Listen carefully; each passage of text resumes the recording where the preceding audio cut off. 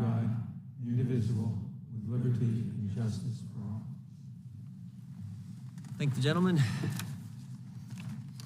We begin today's hearing with, as we normally do, with opening statements, and then we'll get right to our witness. And we appreciate Ms. Kahn being with us, Chair Kahn being with us today. At a speech in Berlin in 2022, Chair Kahn told an audience that the challenges facing antitrust today were, quote, the result of a choice made 40 years ago to follow the misguided philosophy of people like Robert Bork. In other words, according to Chair Kahn, the prevailing view over the last 40 years, a bipartisan view, shared over more than 20 Congresses, 6 presidential administrations, and adopted and developed by all 50 states in their enforcement, is now somehow wrong. Consider that over those 40 years, the U.S. economy grew from about a $3 trillion annual economy to $25 trillion, and was the single greatest period of wealth creation in human history.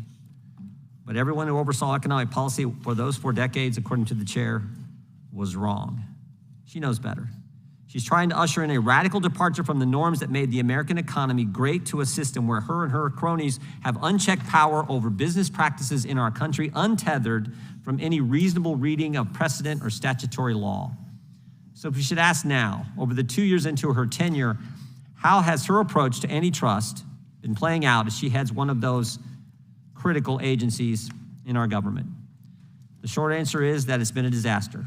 She's pushed investigations to burden parties with vague and costly demands without any substantive follow-through or, frankly, logic for the requests themselves. She's centralized the decision-making at the commission within her office, eliminated any pretext of due process or transparency in that decision-making. Her approach is best characterized as one of intimidation followed by inaction. The best example of this, which was only brought to light because of our work on the Weaponization Select Committee, was her targeted harassment of Twitter. After Mr. Musk bought the company and following pressure from Democrat senators, left-wing activist groups, the FTC issued over 350 requests for information from Twitter. These requests included asking for every communication about Mr. Musk inside the company, and most troubling, for information about Twitter's work with journalists, working to shed light on the government-driven censorship practices that existed at, and I think in some cases still exist at big tech. In fact, we got a great court decision last week who talked about this, how pervasive this effort was, and a preliminary injunction from that federal court in the Western District of Louisiana. Just this morning, though, in a filing in federal court, we have learned that the situation is actually even worse than we could have imagined. This wasn't harassment, it was a shakedown. The FTC, as is common practice pursuant to the consent order, required Twitter to hire an independent assessor whose legal obligation is to be truly independent and objective, not for one party or another. Well, it turns out objectivity was not what the Federal Trade Commission was interested in here. Here's what the filing said about Ernst & Young, the independent assessor hired in this matter.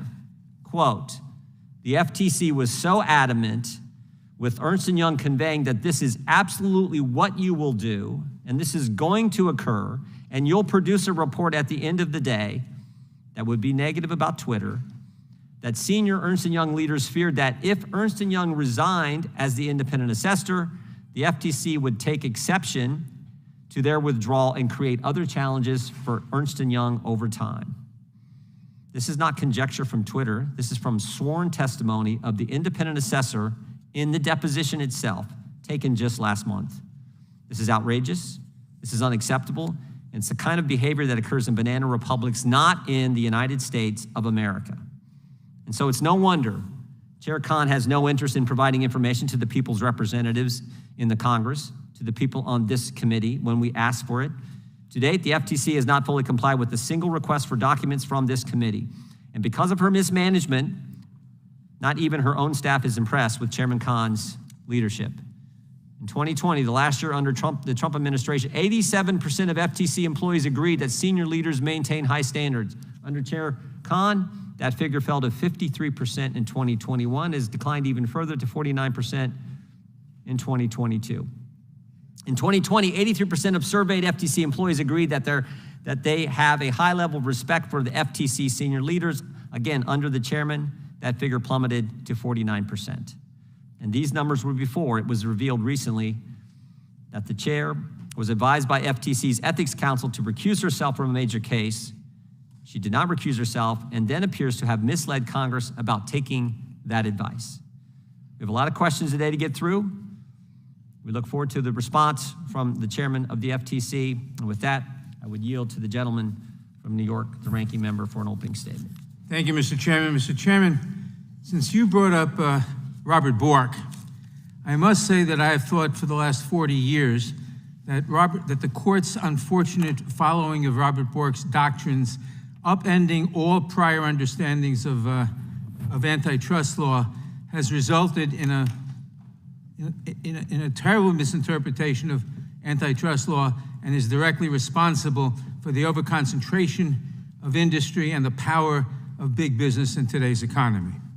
Mr. Chairman, yesterday the director of the FBI sat at the witness table for nearly 6 hours, enduring a steady stream of baseless attacks and conspiracy theories meant to fit a far-right narrative that may resonate on Fox News, but that lacks any basis in fact.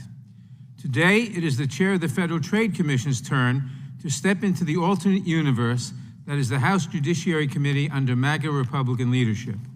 Chair Khan, the last time you were here, you sat on this side of this table, helping to reinvigorate this committee's work on antitrust matters, and I thank you for your service to the committee.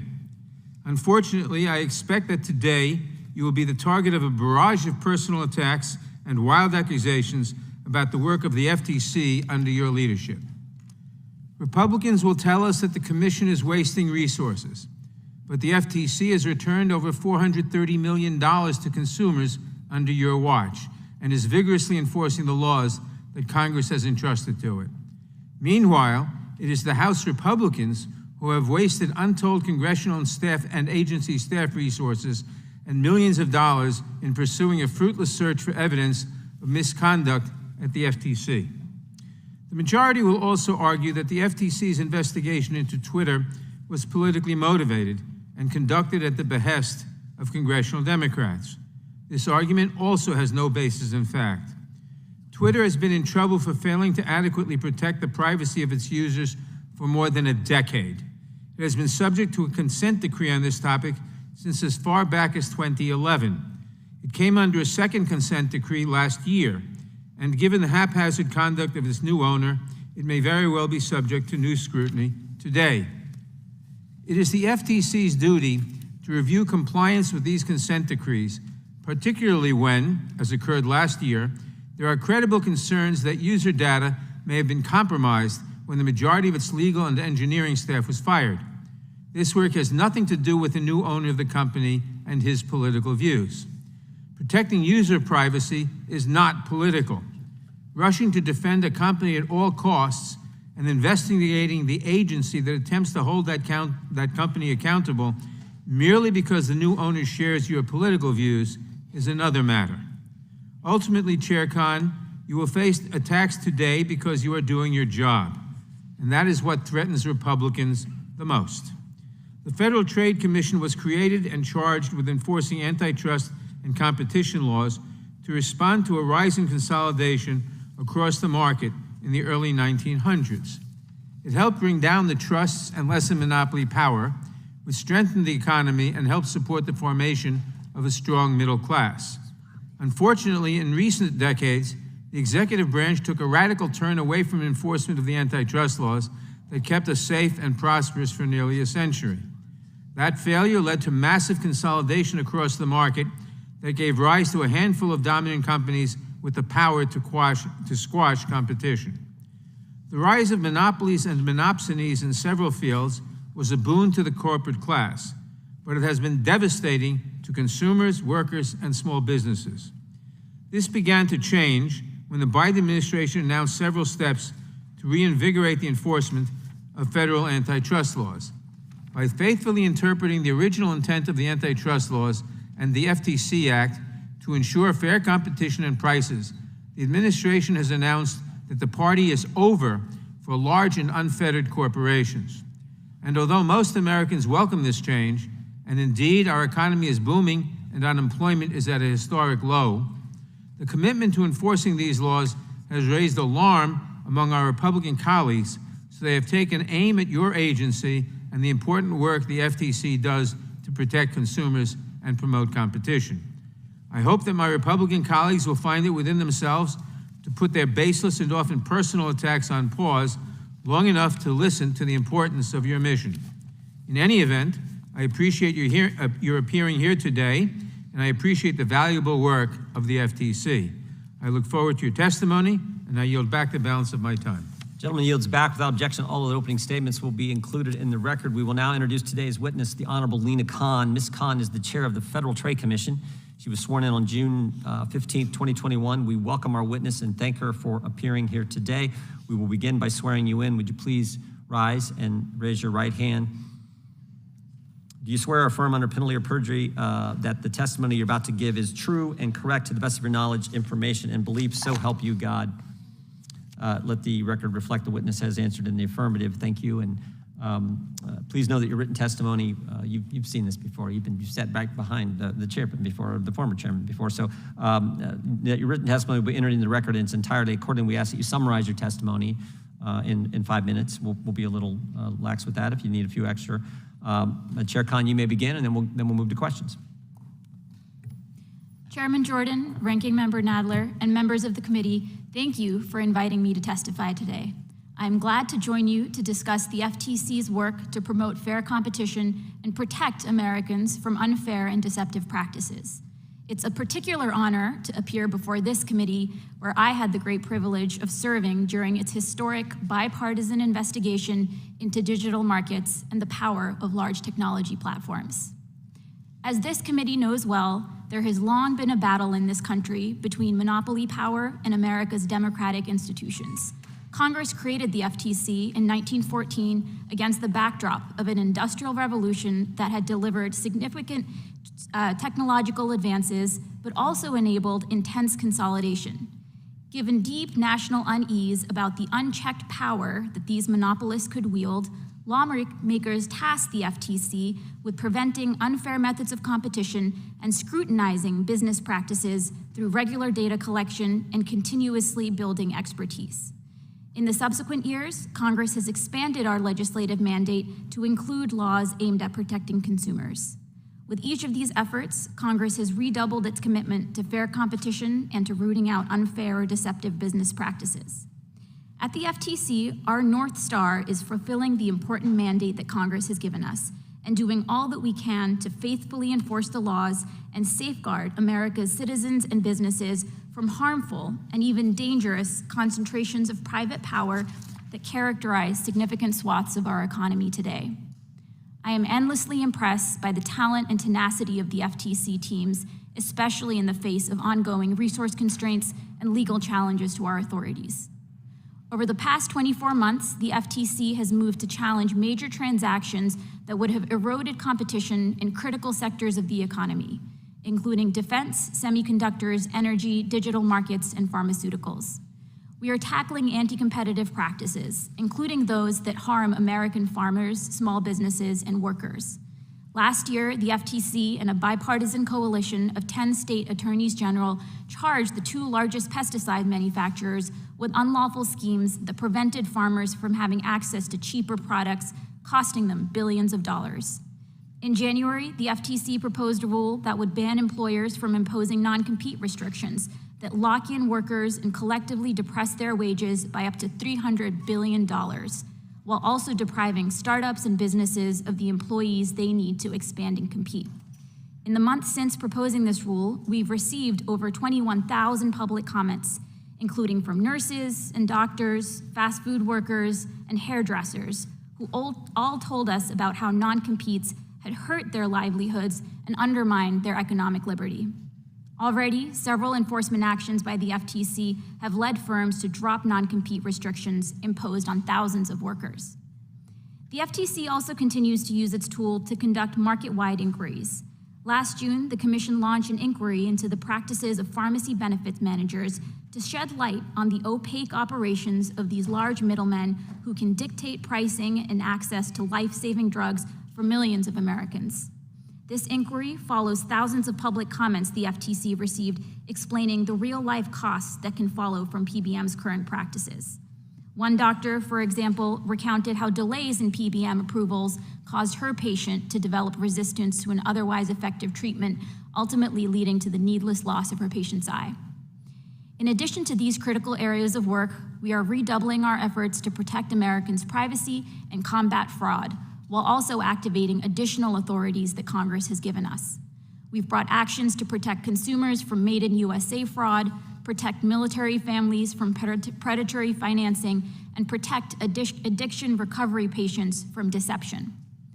We are fighting to protect the security of people's sensitive personal data and have obtained record monetary judgments, including the largest ever judgment to protect children's privacy. The Commission has also proposed rules to address some of the most widespread scams, like government impersonation fraud, Made in USA fraud, and fake online reviews. The agency is tackling junk fees plaguing American consumers and scrutinizing dark patterns that trick people into incurring unwanted charges or surrendering sensitive data. Our click-to-cancel proposal would require companies to make it as easy to cancel a subscription as it is to sign up for one. The FTC is also committed to fighting for people's right to repair their own products. The FTC has brought several major actions against companies for imposing unlawful repair restrictions, hurting customers and independent shops alike. In other words, the FTC is firing on all cylinders, fighting every day to protect the American people from unlawful business practices. These efforts reflect the extraordinary work of our agency's staff, whose talent and dedication are second to none. It is a deep honor to serve in this role, and I am enormously proud to see how our enforcement actions and policy work are materially helping Americans in their day-to-day lives. In the aggregate, our work helps promote the open, competitive, resilient markets that have been the bedrock of America's economic success and dynamism throughout our nation's history. Thank you for the opportunity to appear before you today, and I'm happy to answer your questions. Thank you, Madam Chair. We will now move to 5-minute question. The chair recognizes the gentlelady from Wyoming. Like other federal agencies, the FTC has a designated agency ethics official known as DAO. On April 18, 2023, you testified before a subcommittee of the House Energy and Commerce Committee. At the hearing, Chair Rogers asked you, quote, "Are there any instances where you have not followed the DAO's advice?" End quote. You responded no, and you followed up by saying that you, quote, "have consulted with the DAO and taken actions that are consistent with the legal statements that DAO has made," end quote. On June 16, 2023, a Bloomberg journalist published a leaked memoranda written by the FTC's DAO analyzing Chair Khan's ability to sit as a judge in the FTC's review of Meta's acquisition of a company called Within. According to the ethics memoranda, the DAO, quote, recommended you recuse to avoid an appearance of partiality concern pursuant to federal ethics regulations. Do you believe that you were completely honest and forthcoming with Congress when you asked if there were, quote, any instances where you had not followed the DAO's advice, and you answered no? Yes or no? Yes, Congresswoman. Okay. In the letter that you sent to this committee yesterday evening, you claim that you received only oral advice from the DAO, but never saw the leaked memo until after you decided not to recuse yourself. First, it is unbelievable to me that you would not ask for written ethics advice on this particular topic. You admit that you have written ethics advice on other topics, but on this topic you claim you did not see the written memo. Instead, you want us to believe that you only received oral advice and not specific oral advice, but only general advice on, quote, understanding the legal framework, end quote. Did DAO give you advice that is different than what was written in the memoranda? Thanks for the question, Congresswoman. So my work before I joined the commission was focused on assessing the power of large technology I need you to companies. answer the question that I asked. The question that I asked was, did you receive different oral advice than what was written in the memoranda from DAO? Very simple question. So I consulted with the ethics official. The ethics official, as was noted in the memo that you cited, although I did not receive that memo, noted that the ultimate framework for instances in which somebody has no financial conflicts of interest. Did she give you different ties, oral advice than what was in the written memoranda? The legal framework yes or no? is for the employee to themselves determine whether they should or should not recuse. That was Did she give you determination- different advice than what was orally than was in the written memoranda? Yes or no? Congressman, as was noted in the written memoranda, there was no ethics violation created by my participating But in the you didn't matter. follow the DEO's advice, did you? You could have recused at any time, couldn't you? I followed the determination that there was no ethics You could have violation. recused at any time, couldn't you? There was no violation under the ethics laws because I have not a penny in financial stock, not a penny in financial The interest. DEO gave you the relating advice these to companies. recuse, and you did not do so, correct? Congresswoman, as was noted in the memo, as I noted in the I'm letter. going to move on since you're not willing to answer my question. I read your 4-page letter, which was nothing more than an affront to your obligations of honesty, integrity, and candor before this tribunal that is owed by every public servant. And I would reference Part 2635 of the Code of Federal Regulations, which describes your ethics standards. I want to note that the ethics standards are actually higher than one owed by lawyers, which brings me to my next point. Do you expect lawyers at the FTC to follow federal ethics rules? Of course, everybody at the federal Do you expect lawyers at the FTC to be an active member in good standing of a bar of a U.S. state? If they're practicing as a lawyer, they need to be in good standing with the Okay. relevant bar rules. I understand that you were admitted to the New York Bar on July 16, 2020, but in 2019 and 2020, according to your Senate questionnaire, you held yourself out as counsel for the Democrats on this very committee. You used this title, but you were not licensed to practice law. Counsel is a term reserved for lawyers, licensed lawyers. And in Wyoming, a person who in any manner holds themselves as competent to practice law without a license to do so is guilty of unauthorized practice of law. I believe the law in the District of Columbia where you held yourself out is similar. Do you believe it is appropriate for non-lawyers to claim the title of counsel? Congressman, when I had the honor to work for this committee, I complied with all of the document requests that the HR folks requested, including documentation about the fact When that I had checked a- your registration status this morning, I learned that you are not in good standing with the New York Bar. Your license is listed as delinquent, which means you have failed to file your biennial registrations, and it means that you have not been paying your bar dues, completing your continuing legal education, and maintaining your law license. I believe it's shown on the screen. It also means you're subject to referral for disciplinary action. I find this situation to be stunning and a reflection on your ethics. With that, I yield back. Gentlelady yields back. The chair now recognizes the ranking member from New York for 5 minutes of question. I find the statement of the gentlelady from Wyoming incredible. Will the Republican staff all commit to recusing themselves from any matters that relate to their work on the committee? Because that is a standard they are holding Chair Khan to. Chair Khan, thank you for coming before our committee today. Under your tenure, the Commission has returned over $430 million to consumers and proposed a ban on non-compete agreements that would increase workers' earnings by nearly $300 billion a year, would save consumers up to $148 billion in healthcare costs, and would close racial and gender wage gaps by between 3.6% and 9.1%. What are some other ways that the Commission supports a strong economy? Thanks for the question, Congressman. So our work on the antitrust side is focused on ensuring robust competition.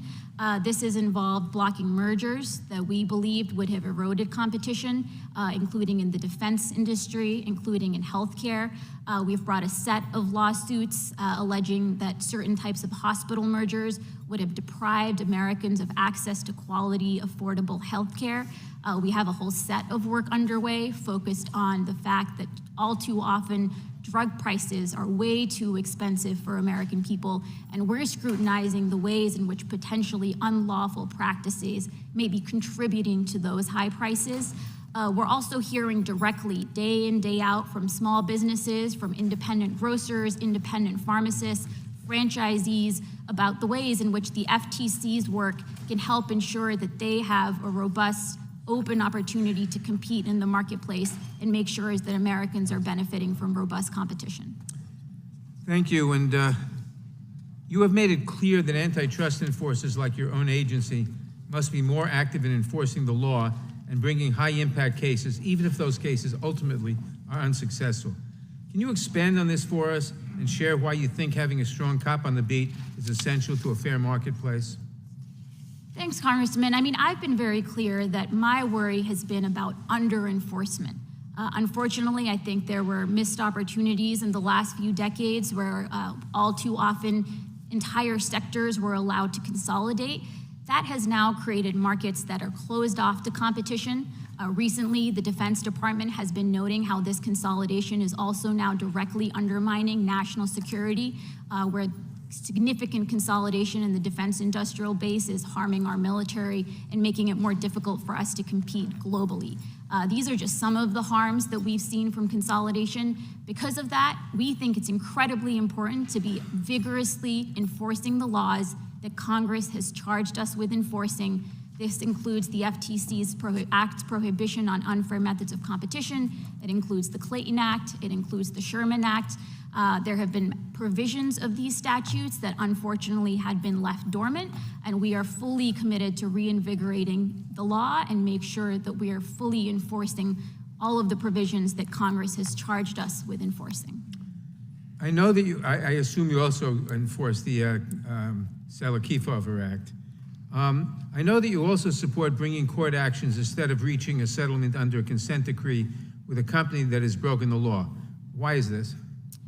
So, Congressman, we assess every matter on a case-by-case basis.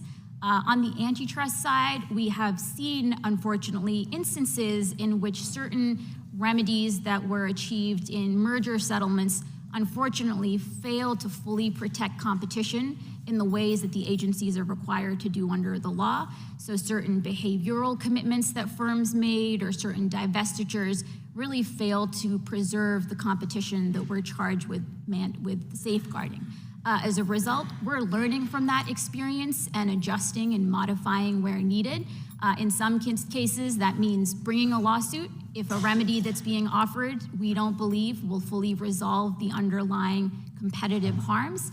In other instances, it means really improving and strengthening and tightening up the remedies that we are achieving. So it really depends on a case-by-case basis. Thank you. Despite claims from the majority that you did not follow ethics guidance, we know for a fact that under the law you have no conflicts of interest that would require you to recuse yourself, correct? Correct. And indeed, the designated ethics official instructed you correctly that the decision to recuse yourself was a personal one that you are charged to make, correct? That's right. And you also spoke with the general counsel's office, who also stated that you do not have a conflict of interest that would require your recusal, correct? That's right, correct. And you do not own any stock in any corporation or have any personal ties that would require you to recuse yourself, correct? I have not a penny in any individual firm stock, correct? The Federal Trade Commission plays a critical role in protecting consumers, ensuring competition, and enforcing the laws we have entrusted to it. The agency has done this work for over 100 years, and I appreciate that it will continue to do so under your leadership. And finally, Mr. Chairman, before I yield back, I ask unanimous consent to enter into the record a copy of the letter from Lena Khan to the Honorable Kathy McMorris Rogers and yourself. Wow. Literally, I already have your one hand. I appreciate it. That's fine. Without objection, so ordered. Thank you. I yield back. The gentleman from California, Mr. Kiley, is recognized for 5 minutes. Good morning, Ms. Khan. A few days ago, you lost another case. This was your challenge to the Activision acquisition. The Northern District of California, in an opinion by a Biden appointee, denied your request for a preliminary injunction. After what the court called a voluminous pre- and post-hearing written submissions, the court found you are not likely to succeed on the merits. You seem to be losing quite a bit, and I don't say that to be disrespectful, but these are, after all, taxpayer funds. You're now 0 for 4 in merger trials. The average win rate for the FTC in the modern antitrust era is around 75%. So I have to ask, why are you losing so much?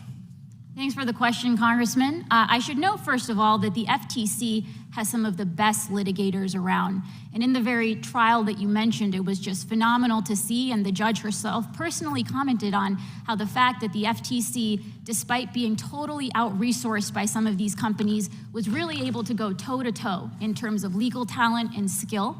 And I'm enormously proud of our litigators. Well, I'm not sure the taxpayers are going to take much delight in the legal talent and skill of enforcement actions that cost great taxpayer dollars and end in defeat. So the question is, why is your track record so poor when it comes to actually winning cases? Congressman, we've had significant success in the courts. There are a whole set of matters, including our case against Martin Shkreli, where the court found resoundingly in the FTC's favor, also banned Martin Shkreli for life from the pharmaceutical industry.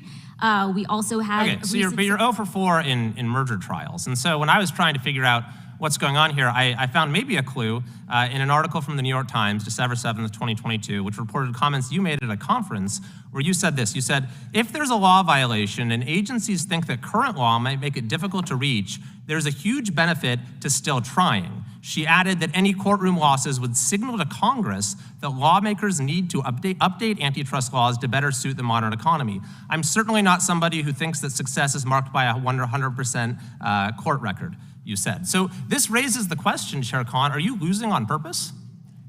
Congressman, the key clause in the quote you mentioned was if there is a law violation. We only bring cases when the facts before us lead us to believe that there is a law violation under the existing laws.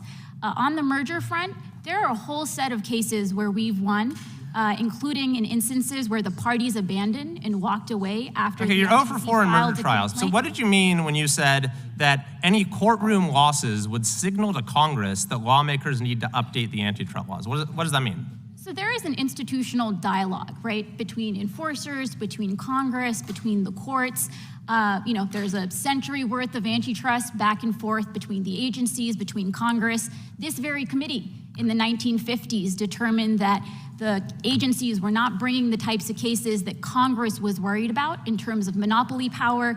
Okay, but you're actually bringing the cases. You're losing because you don't have the authority that you want from Congress. So this is how you think you're going to persuade Congress to give you more authority, is by exceeding the authority that you now have?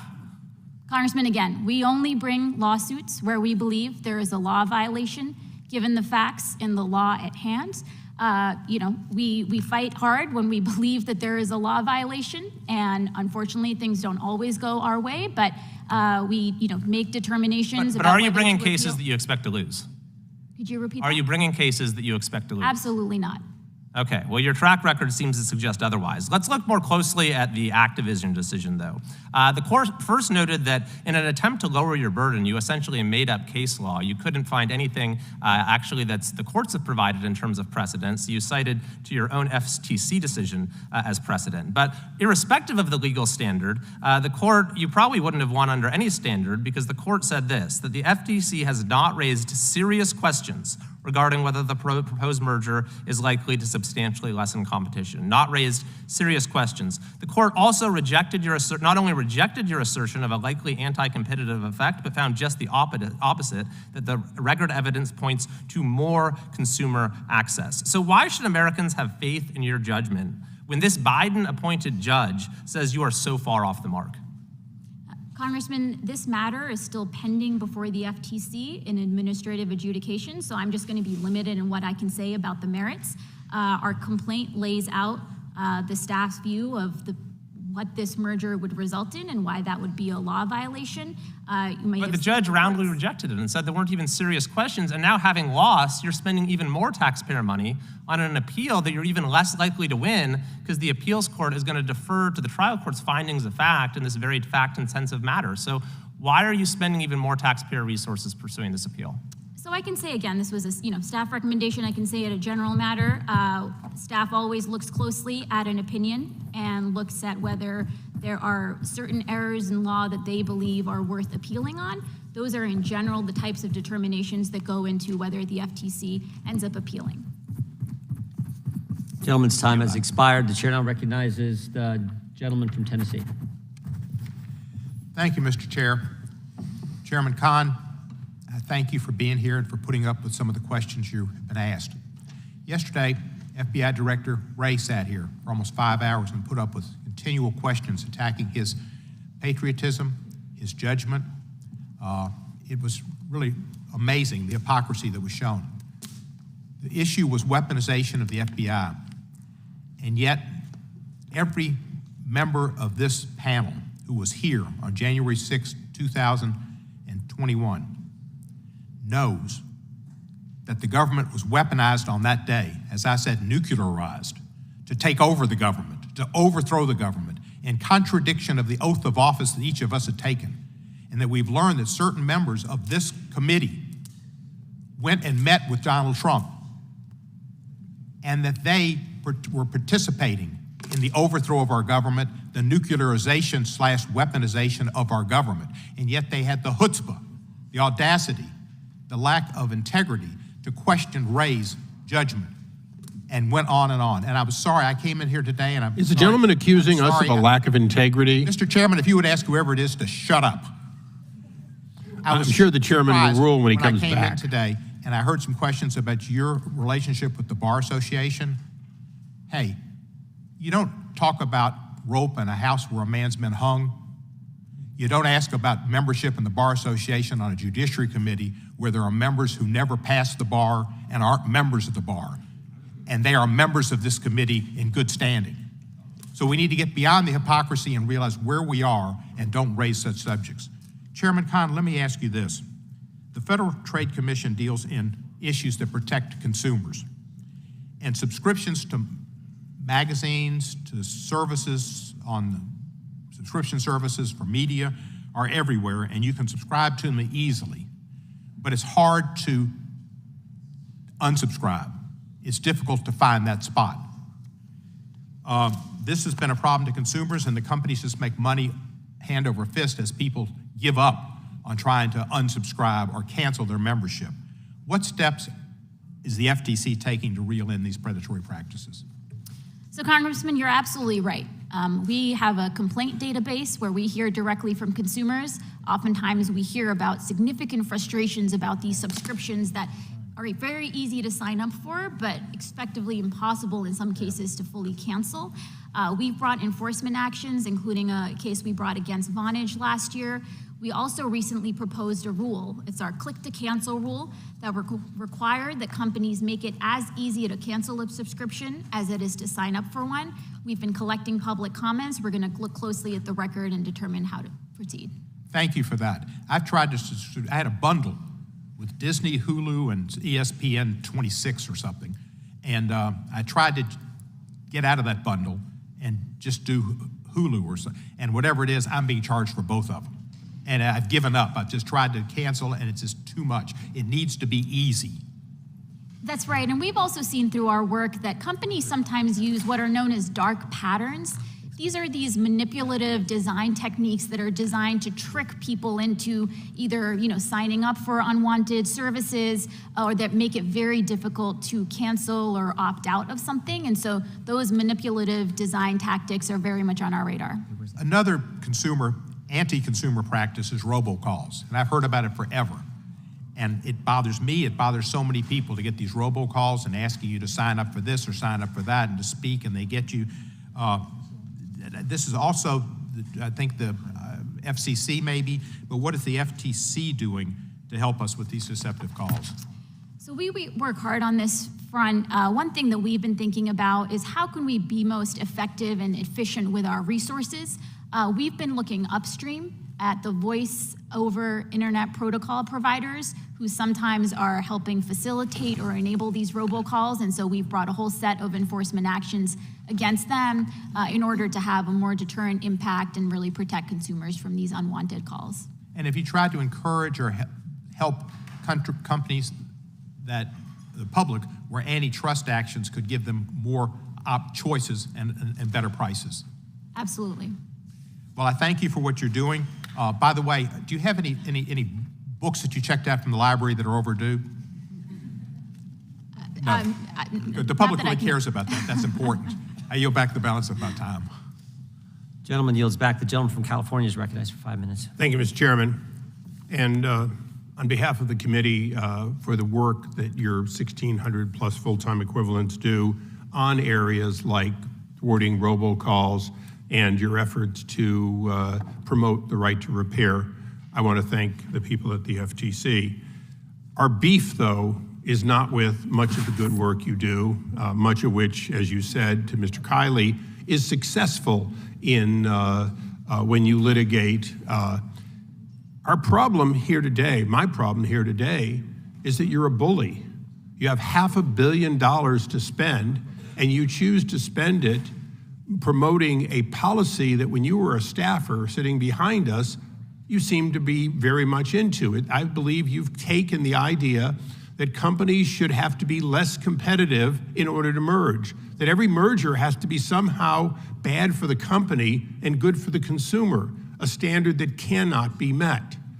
I will take, for example, Illumina, a situation in which they have had the audacity to tell you that a company that they spun off but still held major assets in, that asked to be reacquired so that a breakthrough non-competitive drug, a technology of detection of cancer could be promoted more quickly, one which has no current competitor, one which is not on the market. And yet you decided that a company with a market cap of about 10%, that of Pfizer, somehow would be anti-competitive if it assimilated a new, took on something that would be new, that it had helped internally produce before spinning it off. You're failing in that, you're going to fail. You then took on Microsoft. Microsoft's a big company. Everybody up here seems to want to beat on anyone that has over $1 trillion market cap. And when you served on the committee, you were big on, if you were over $1 trillion, we need to break you up or stop you. However, that merger that you lost the other day is one in which a protected market that Sony enjoys in Japan, a company that is already larger, needs competition. The reality is, we are a global market, and you are thinking only of who you want to go after for some reason. And I cannot find your logic, and I believe that it begins at the top. I do. When you blamed your staff and said staff decisions, shame on you. The fact is, you run this organization, and its left turn came when you took over, not with the staff that many of whom would have already been there. Now, one of the things that beyond Illumina that gets me is, and this is my question to you, if cancer patients die because you had blocked the merger, which you didn't because they went forward over your objections and will continue to fight you, if cancer patients die because they don't have the money to bring this technology forward, where is the consumer benefited? And I know that you're going to say, Illumina is currently pending, we're still working on it, I can't answer. It's interesting, you can answer yes or no to the Democrats, but you can never answer simply to us. But I'll give you a chance. If something is not on the market, and an organization of two companies say we want to merge to bring something to the market, where does the FTC see anti-competitiveness? Briefly, if you can answer. So before I answer, I should just note, if anybody asks me on either side about an ongoing No, matter, please I will answer not my be question. able My to- time is limited. I will not be able to answer about ongoing adjudicative proceedings. Relating to the matter that you mentioned, I was not at the commission when it was voted out. There was a recent commission opinion. In that opinion, we lay out our view, that was voted out unanimously. We laid out our view about how the antitrust laws apply in nascent markets. There is significant case law around how it's incredibly important to be protecting competition, not just in well-established markets, but especially in nascent markets. So let's go back through this. Your opinion, the opinion whether you inherited it or not that you seem to bear, is that in the future there could be a failure to have competition in a market that has not yet occurred. If people have to meet a standard of your hypothetical market will not develop because we have to predict the future. If your ability to predict the future is so good, how is it you could not predict that you were going to lose 4 out of 4 cases? How is it you can predict the future of markets when in fact the stock market can't even do it? I would contend that you have overstepped your boundaries and your $500 million budget is being wasted. And I, for one, will not support your $160 million increase as long as you do not stick to those things which you do well, which the FTC has a responsibility, and for those robocalls that, in fact, you have never managed to stop. And with that, I yield back. Gentleman yields back. The gentleman from Georgia is recognized. Thank you, Mr. Chairman, and I want to commend my colleagues on the other side of the aisle in the 118th Congress in diversifying the membership on their side of the aisle, but frankly, we haven't done enough. They have not done enough. They can't do enough at this point. And it reflects in the treatment that a witness such as yourself, Chair Khan, receives from this committee. When a witness comes in, sitting solo at that table in front of all of these interrogators, it's a daunting look. The American people can see it, and when we treat a witness who looks like you with the politics of personal destruction, and when we only attack witnesses who look like you with allegations of incompetence and a lack of ability to lead their agency, it's indicative of the need for this committee to reflect what the American people look like. And I want to appreciate you today for withstanding what you have had to endure thus far, and we've only begun. But I will say this, Chair Khan, Americans rely on regulations to protect consumers and workers in this country, and the Federal Trade Commission should be as aggressive in its enforcement as the circumstances dictate. Today in America, there are only 4 large corporate conglomerates that control the market for beef, pork, and poultry. Consolidation in the meatpacking industry shows up at the grocery store, resulting in inflation for consumers and, at the same time, coincidentally, record high profits for the corporate conglomerates who are soaking those profits from the American people. A single company controls most of the web searching, and a single company controls nearly half of all e-commerce. That's too much power in the hands of too few corporations, and they can hike prices with little recourse. They control vast amounts of personal data, and consumers are being squeezed by consolidation in almost every aspect of the marketplace, from food production to hospitals. So I'm glad to see that you are using your position to strongly enforce antitrust laws to ensure fair competition and prices. Moreover, we're lucky to have an FTC chair who does not have personal or monetary conflicts of interest that would require her to recuse herself from cases involving big tech companies.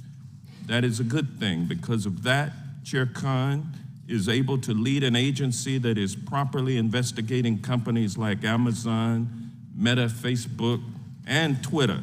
And I'm glad that we do not have the fox guarding the hen house, that we instead have an FTC that is actively working to protect American consumers. Now, I want to ask you, Chair Khan, pharmacy benefit managers manage prescription drug benefits on behalf of large insurers, large employers, and other payers. However, this middleman role allows PBMs to artificially inflate the prices of drugs that individuals must pay for critical medications, resulting in consumers having to pay almost 20% more for generic drugs. And the market for PBMs is an area of the market that is highly consolidated, with just 3 PBMs controlling 79% of the market. What can the Commission do to ensure the market for pharmacy benefit managers is competitive and fair so that Americans can afford their prescription drugs? This is an area where we're looking very closely. We issued a policy statement last year unanimously, noting some of our concerns in the pharmacy benefit management space. In addition to the consolidation that you mentioned, we've also seen vertical integration. So these PBMs have also now expanded into insurance. Sometimes they're competing with the very pharmacies that are dependent on them. We've heard that that can create conflicts of interest. We've also heard that these PBMs demand rebates in ways that may be denying patients access to more affordable drugs. So we've put the market on notice that we are looking at these practices closely. If we find law violations, we won't hesitate to act. Thank you, Mr. Chairman. I have a unanimous. Mr. Chairman, I have a point of order. I have a unanimous consent request. Do the point of order, then I'll come to your unanimous consent. Chairman, I waited for the gentleman to complete his time, but I must raise a point of order that I personally felt that he was referring to all Republicans, but particularly to me, for his comments about diversity and his comments about our treating the witness apparently because of the color of her skin, which happens to be similar to my brown skin. And I would ask that that portion of his testimony be taken down as inappropriate and argumentative and making a racial slur against myself and other members of the Congress, who, by the way, yesterday treated what I would call a very white man of a greater age. Is this a very point of order, similarly. Mr. Chairman, or is this a speech? I don't think the gentleman's point of order has been stated in a timely fashion. It's supposed to happen right after the statement. Then I withdraw my point of order, but not my objection. Well, I would just point out we should all engage in proper decorum, not disparage colleagues, not disparage people in the government, not disparage anyone. So let's just keep that in mind. And with that, I know we got a unanimous consent. And thank you, Mr. Chairman. I would move for the entry of a letter from Small Business Rising to yourself as well as to the ranking member, Gerald Nadler, into the record without objection. Without objection. And I'd also like to take, if the chair will allow me to, the opportunity to simply clarify to my friend Briefly. Chair Issa that no personal affront was intended. This was directed at the entire panel. We got that. The chairman recognizes the gentleman from Wisconsin. That makes me feel good, Mr. Johnson. Thank you. Chair Khan, thank you for being here today. Last December, I sent you a letter along with several of my colleagues asking about the FTC's consideration of environmental, social, and corporate governance factors, or ESG as it's known, in merger enforcement. I appreciate that you had a prompt response in answering that FTC would not support conditioning the approval of the unlawful merger on the adoption of a particular set of ESG policies or commitments.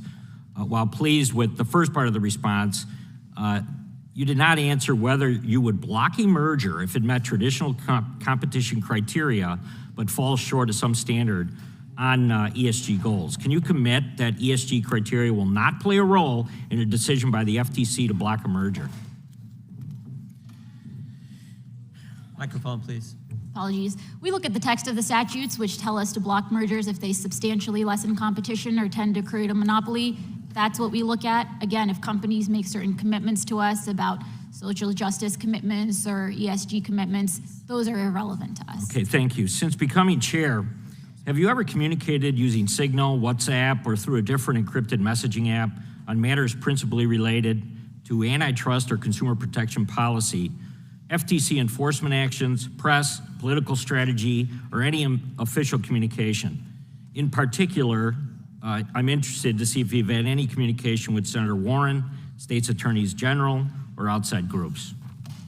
Congressman, the FTC has a very clear policy requiring that any FTC business relating to substantial matters be conducted only on authorized FTC devices, and I fully comply with that policy. Did you have any communication with your now senior advisor, Ms. Sarah Miller? Sarah Miller works for you, is that right?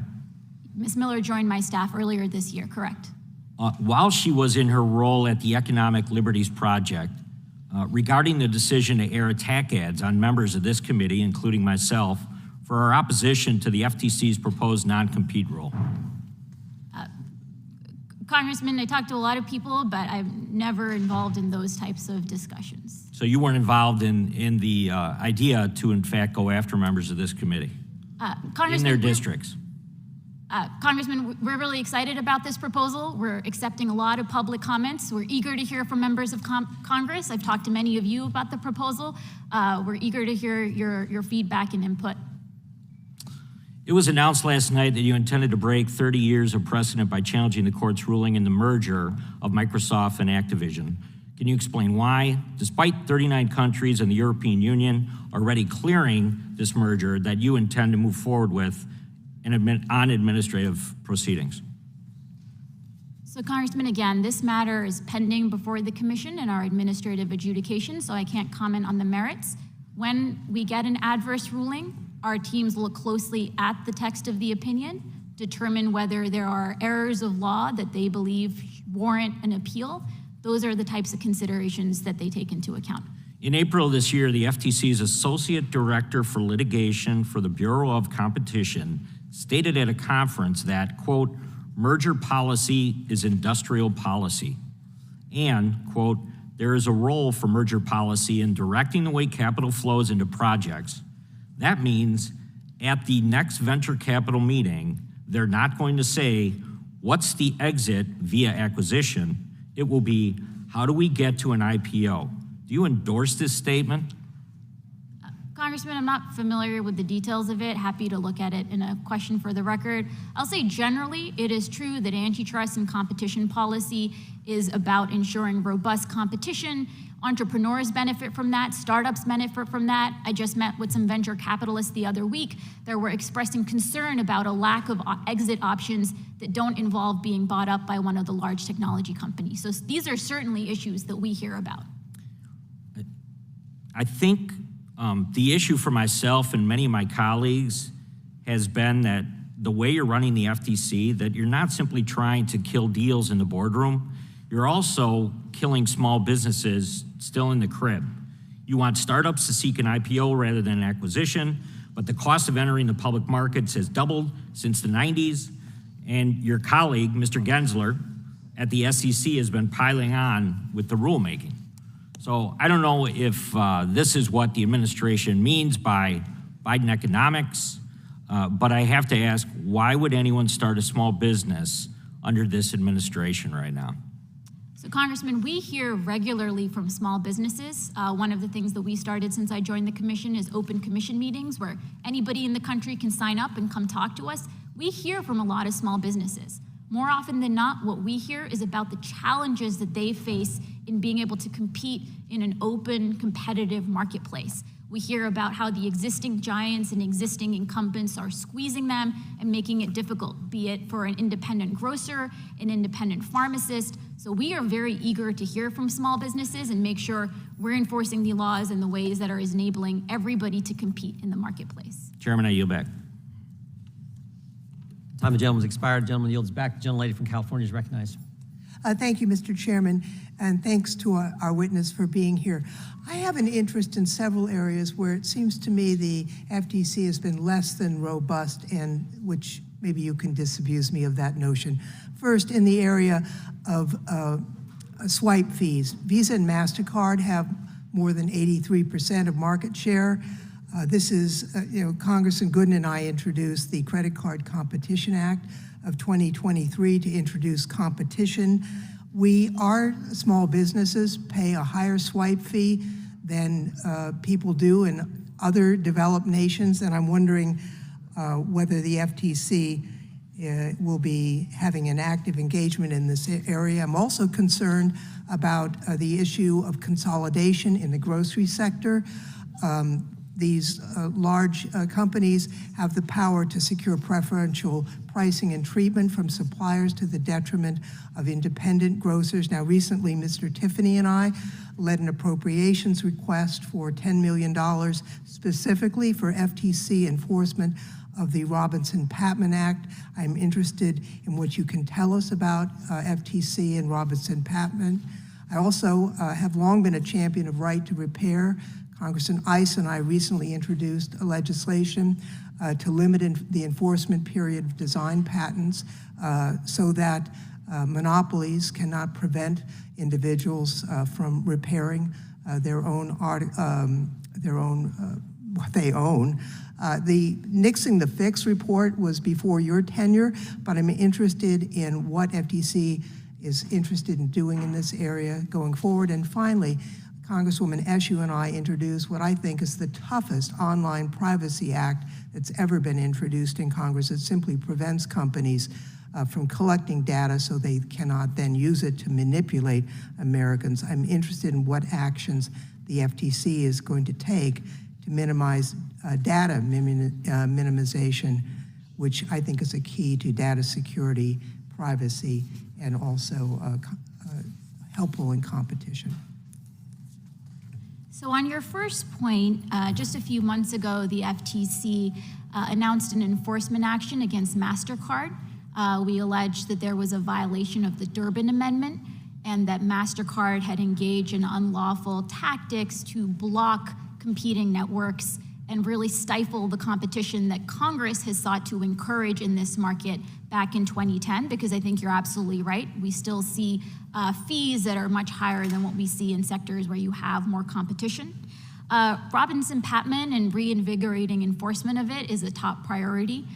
We've certainly heard from independent grocers about the ways in which differential treatment and discriminatory prices may be squeezing them and disfavoring them, making it difficult to compete, especially in parts of rural America.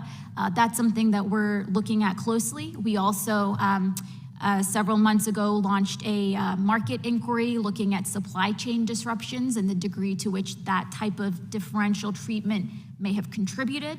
On right to repair, this has been a big area of focus for us. In addition to the great staff report you mentioned, we also issued a policy statement. We followed up with several enforcement actions, including one against Harley-Davidson, one against Weber. Since then, we've also been working with state legislatures, several of whom are also considering right to repair legislation. Just the other month, one of our staffers went to California to testify before the state Senate there to give input and feedback on their legislative efforts in this area. So we're bringing our own lawsuits, but also looking to serve as force multipliers where other legislators are looking to be active. Ensuring robust privacy protections for Americans is a top priority.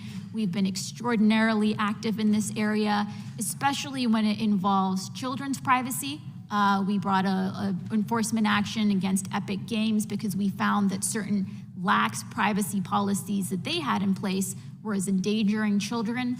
We've also been looking at people's sensitive health information and instances in which companies are collecting health data for the purpose ostensibly of providing health services, but then are turning it around and making it available for advertising. And we're also looking at geolocation data.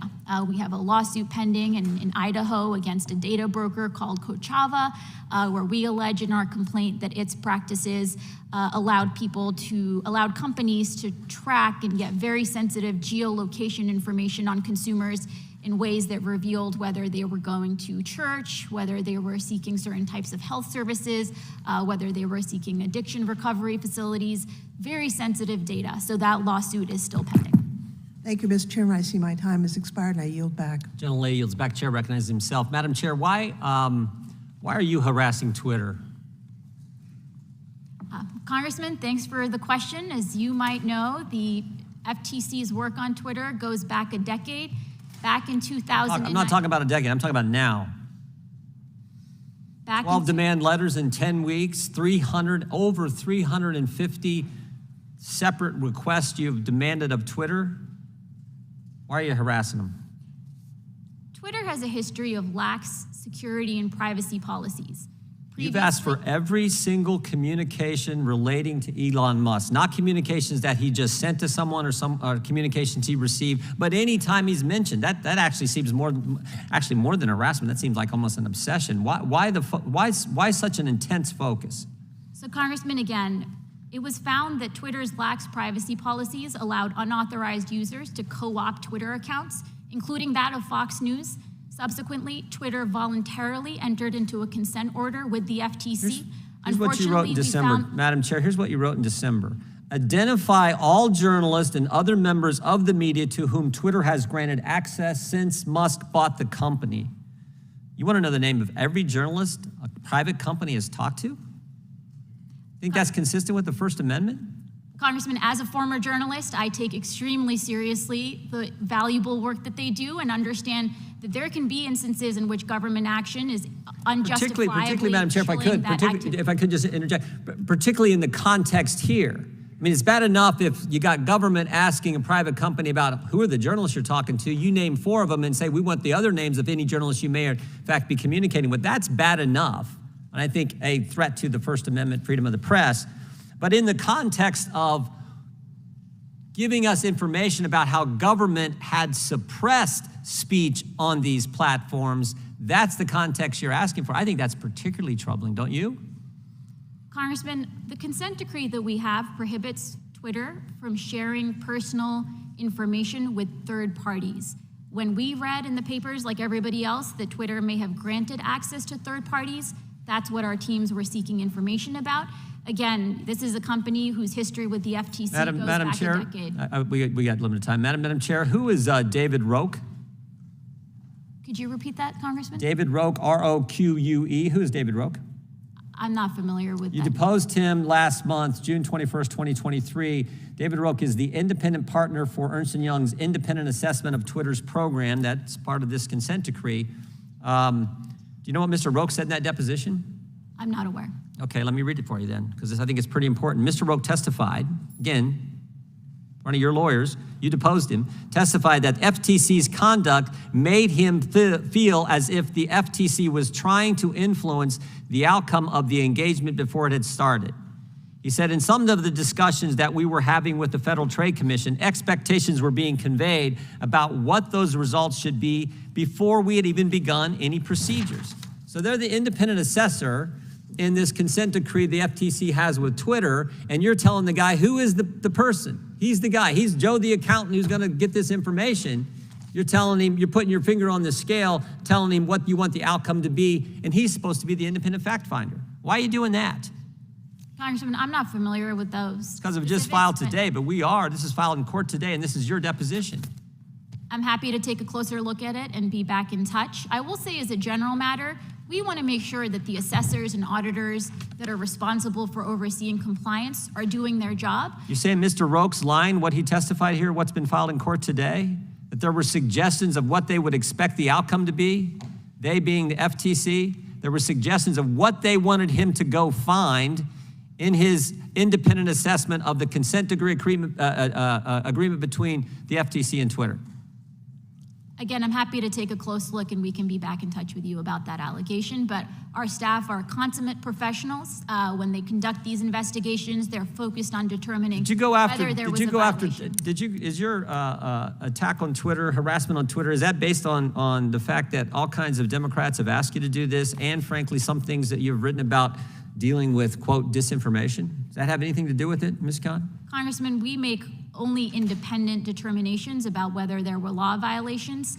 The statement from Chairman Nadler, the statements from the letter, the press release and the letter from 7 Democrat senators that had no impact on it, that's not why you're doing it? Absolutely not. We look very closely at the specific matter at hand. Again, 12 demand letters in 10 weeks telling the independent assessor, hey, put your finger on the scale, this is the results we want.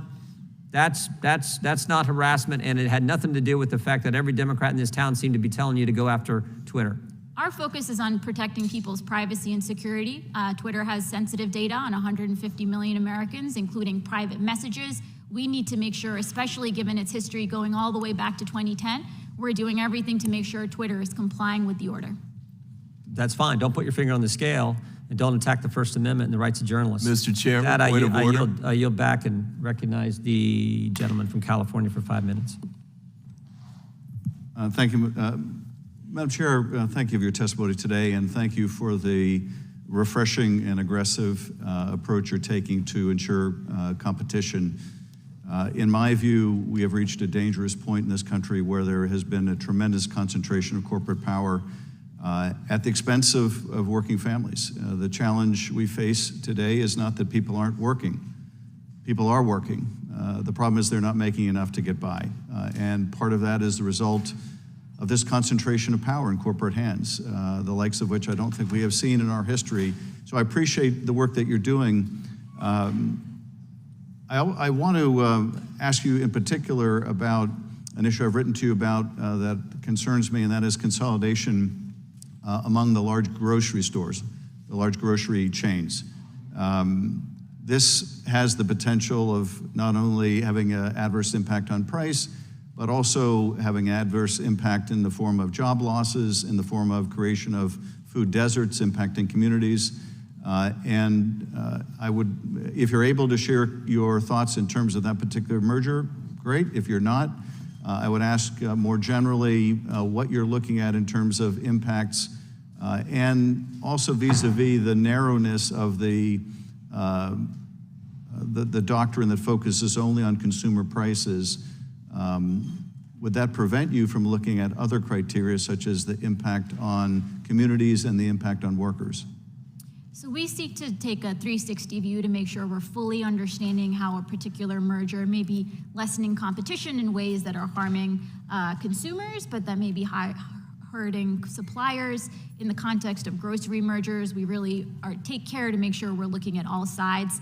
As you noted, there is a pending investigation that Kroger Albertsons have disclosed. The FTC is looking at their proposal. I think you're absolutely right. Though we've seen the consolidation in the grocery sector can have devastating effects for communities, contributing to food deserts.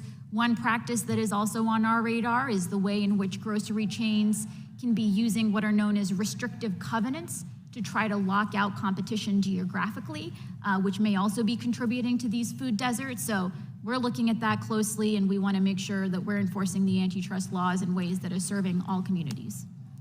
Well, I appreciate that. I have grave concerns about the Kroger-Albertsons merger and the impact on the communities that I represent and many others throughout California and the country in terms of impact on workers, on prices, and on communities. Let me just turn to the issue that the chairman was just raising with you. You didn't get much of a chance to elaborate on the privacy and security problems at Twitter and how they could impact the privacy of millions and millions of Americans. I'd like to give you that opportunity because I'm both concerned with the enormous proliferation of hate speech on Twitter, the firing of many of the individuals charged with security at Twitter, and what impact that has on the rise of hate, but also on the decrease in security and privacy of people's data at Twitter. So again, we're squarely focused on the privacy and security implications of any decisions that may be made. As I noted, Twitter's history with the FTC goes back over a decade, where serious security and privacy lapses led to personal information being compromised. As you noted, Twitter today also has access to deeply personal sensitive information. In 2022, we entered into a revised consent order because we found that Twitter, unfortunately, had been in violation of the prior consent order. Whenever we have repeat offenders at the agency, we're always thinking very hard about what we can be doing to prevent repeat violations. Our revised order has even tighter privacy and security provisions. It was voted out unanimously at the commission, and we'll continue to make sure that our orders are being followed and that companies are protecting people's privacy and security. Well, I appreciate that, and I'd also like to ask unanimous consent to enter in the record a couple articles, one from Gizmodo, Elon Musk, king of censorship, 10 times the free speech abolitionist silenced Twitter users, and also an article from Rest of the World, Twitter's complying with more government demands under Elon Musk, which includes Twitter's self-reported data shows that under Musk, the company has complied with hundreds more government orders for censorship or surveillance, especially in countries such as Turkey and India. It requests consent to enter Without the record. objection. Thank you, Chairman. I yield back. Gentleman yields back. The gentleman from Colorado is recognized. I thank the chairman. Chair Khan, thank you for being here. Do you own stock in Apple, Amazon, Facebook, or Google? No, Do you own stock in any of the competitors to those companies? I do not. Do you know that the ethics official who requested that you recuse yourself from any activities involving Facebook owned stock in Facebook? I learned about that, yes. Do you know how much it costs to buy Congress? Well, big tech does. They spent $250 million against the bills that passed out of this committee last Congress. They spent money lobbying. They spent money on advertising in members' districts. They spent money with third-party think tanks. They spent money that no other effort in recent memory certainly has been spent. And it's not just the money that they spent, but on lobbying, for example, Meta spent, and I call it Facebook, $20,070,000, Amazon $19,320,000, Alphabet $11,770,000. Apple, $6,500,000. But it's not just the money that they spent on lobbying and those activities. On June 18th, 2021, just 5 days before the markup hearing of the big tech bills in this committee, Paul Pelosi, Nancy Pelosi's tech investor husband, bought 4,000 shares of Alphabet via a call option in which he promised stocks at a later date at a price of $1,200 a share. A month later, now this is after we've passed the bills, but Nancy Pelosi, the speaker, sent Steny Hoyer, the majority leader, to the press to tell the press that these bills were not ready for the floor. A month later, the stock price rose to over $2,500, making Paul Pelosi $5.2 million richer without spending a penny. Speaker Pelosi's office, it should be noted, issued a statement denying any involvement or prior knowledge of the transaction. The fact remains that she refused to bring to a vote on the House floor those bills. Bills that resulted from an 18-month-long investigation.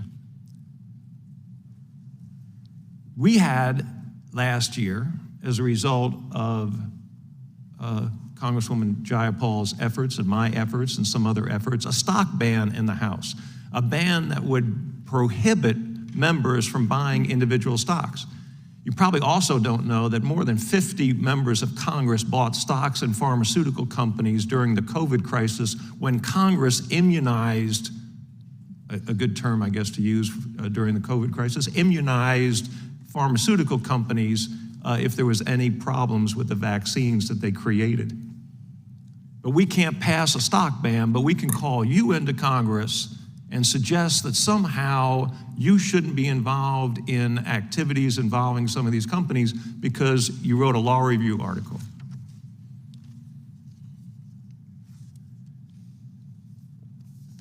Do you have a child? I don't want you to answer that question just yet because that's personal. But do you have a child who is lobbying for Amazon or Facebook? No, he's turning 6. He's turning 6 months this week, so no. Okay. They'd probably still hire him. Yeah. If they thought they could influence you, they would hire your child at 6 months old because, in fact, they've hired Senator Schumer's daughters to lobby for them. And the same bills that passed the House didn't get a chance, the same bills that passed the House Judiciary Committee passed the Senate Judiciary Committee and never saw the light of day on the Senate floor either. But that's just how the game goes.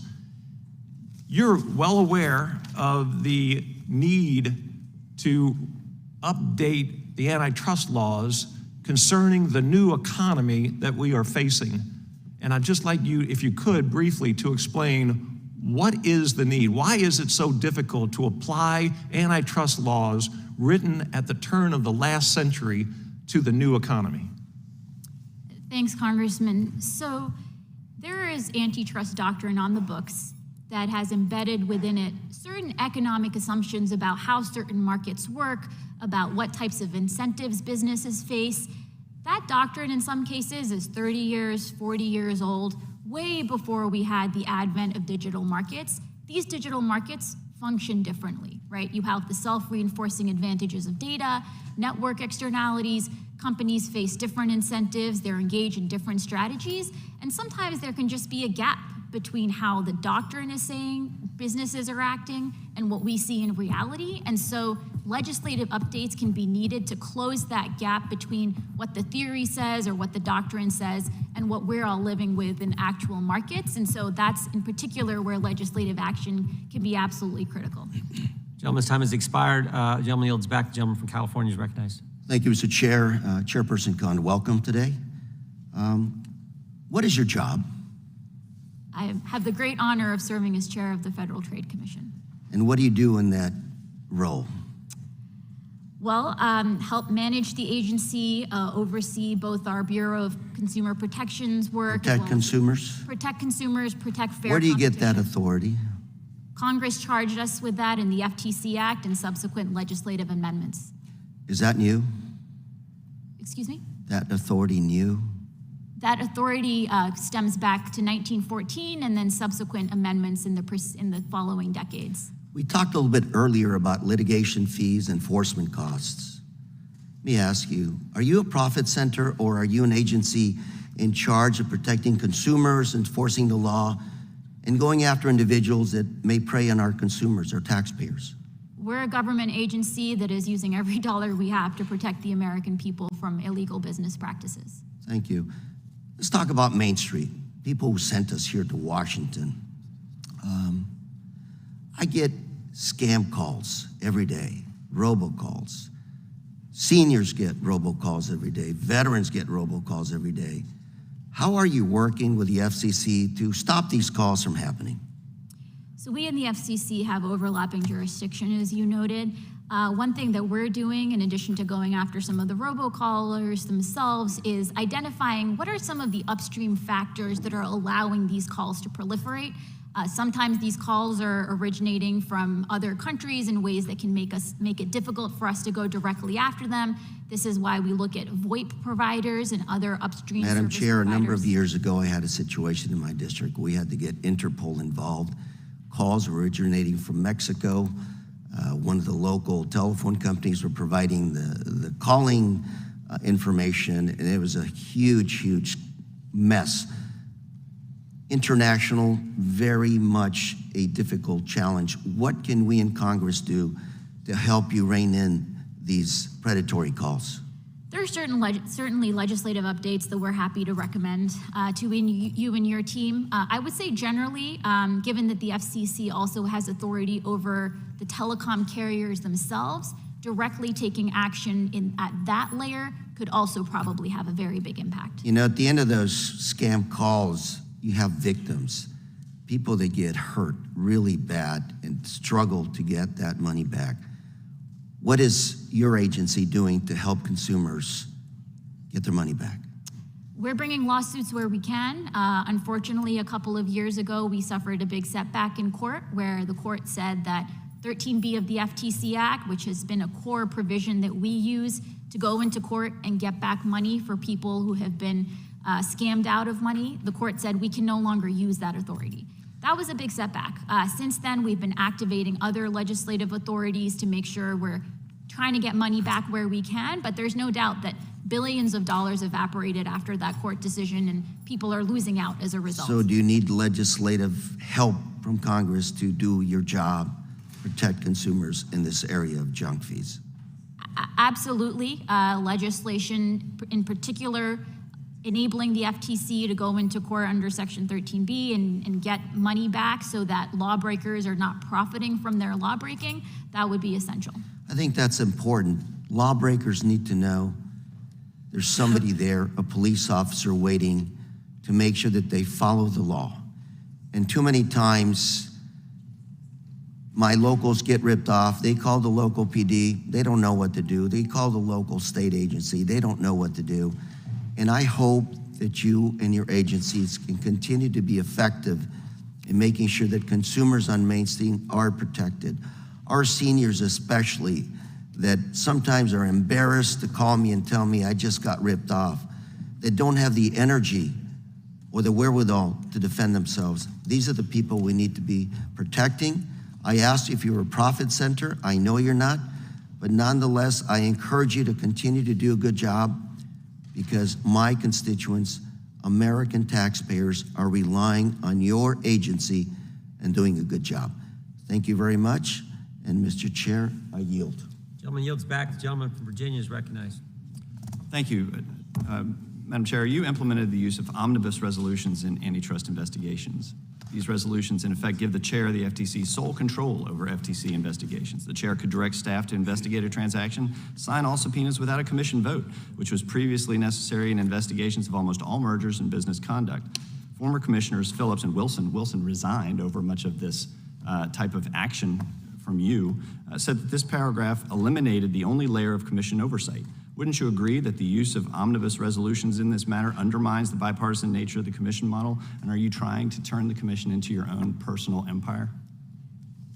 Congressman, omnibus resolutions have long been used at the FTC before I joined. It's fairly standard for there to be omnibus resolutions on the consumer protection side, again, long before I joined. Changes we made brought the consumer protection side in symmetry with the competition side in order to empower our staff to act nimbly. Okay, let's talk about that, because the staff has been leaving in droves. A report by Bloomberg found that 71 senior attorneys left the agency in the 2-year period between 2021 and 2022, the highest number of departures in the category for a comparable 2-year period since 2000.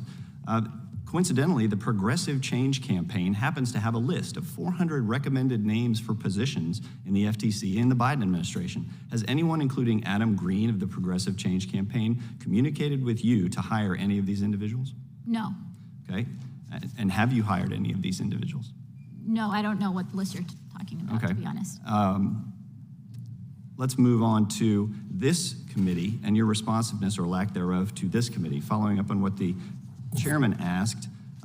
In March, your director of the Office of Congressional Relations testified before my subcommittee on responsiveness and accountability to oversight regarding your refusal to produce documents related to this committee's oversight of the FTC's harassment of Elon Musk following his acquisition of Twitter. It's well known that the FTC frequently seeks extensive information from the parties that it investigates. When those parties fail to produce what's required for the FTC to conduct its investigation, the FTC seeks sanctions.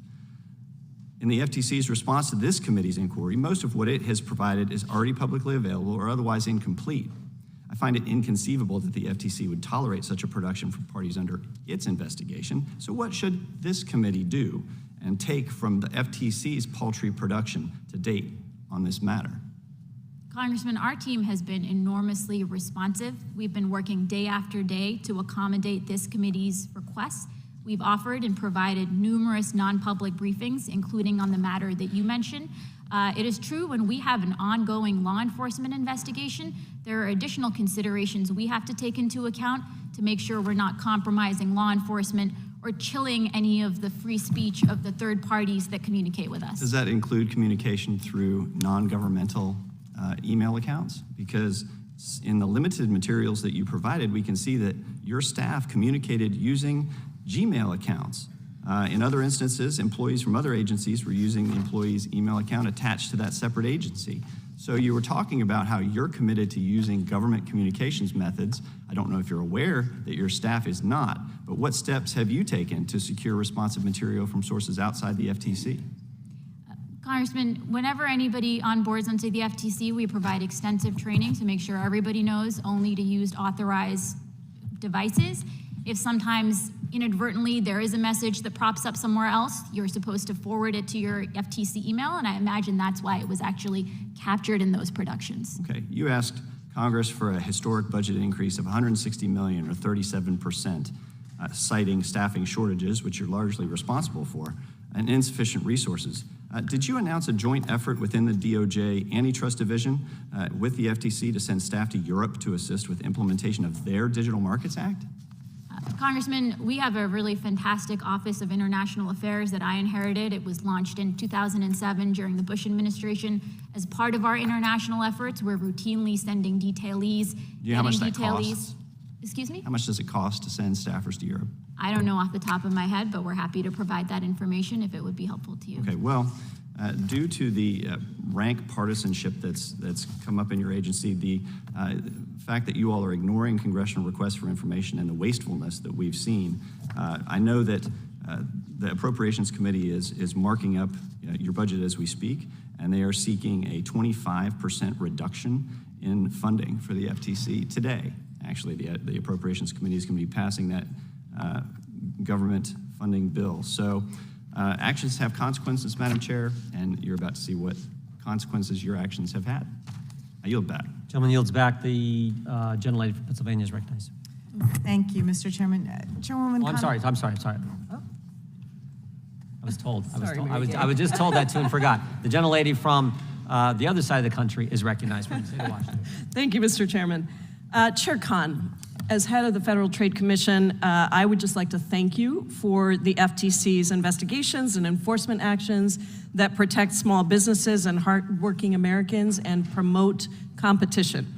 You have done what few before you have dared to do. Few before you have had the courage to take on big corporations who use their endless lobbying money to hurt Americans with more fees, less transparency, and higher costs. You're taking on big tech and the monopoly powers that allow them to use our data and snuff out small business competitors.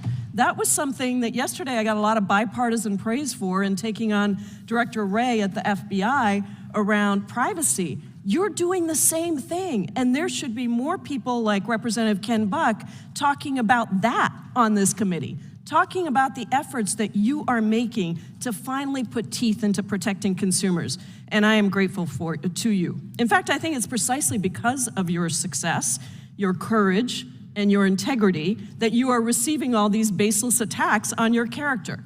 So just for the record, here are the facts. It was FTC ethics official L'Oreal Pankey who owned stocks in Meta when she recommended that Chair Khan recuse herself from investigating Meta, Facebook's parent company. In contrast, Chairwoman Khan owns no stocks in big tech, not one penny, and a federal judge ruled that her stances do not constitute a conflict of interest. So I want to thank you to your integrity and your commitment to mission, which is precisely why the president appointed you to head the FTC. Now, I want to spend my time talking about your accomplishments, the FTC's accomplishments under your leadership. 1 in 5 workers are affected by non-compete clauses, which essentially means that employers restrict or ban workers in their employment contracts from freely switching jobs, just for the average person who's out there listening.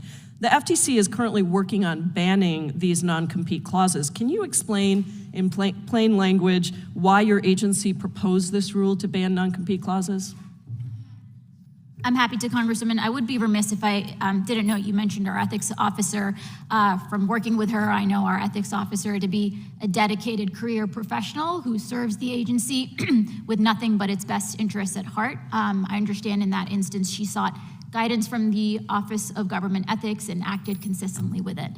On non-competes, so these are clauses that lock in workers and prohibit them from being able to seek an alternative job with a competitor for a period of time, and oftentimes geography limits. We've seen from our work that these clauses suppress worker wages to the tune of $300 billion. And they also make it difficult for startups and entrepreneurs and new businesses to enter and compete, and that's why we've proposed this rule. And what types of workers are going to benefit from the implementation of that rule? At the proposal stage, it would be everybody.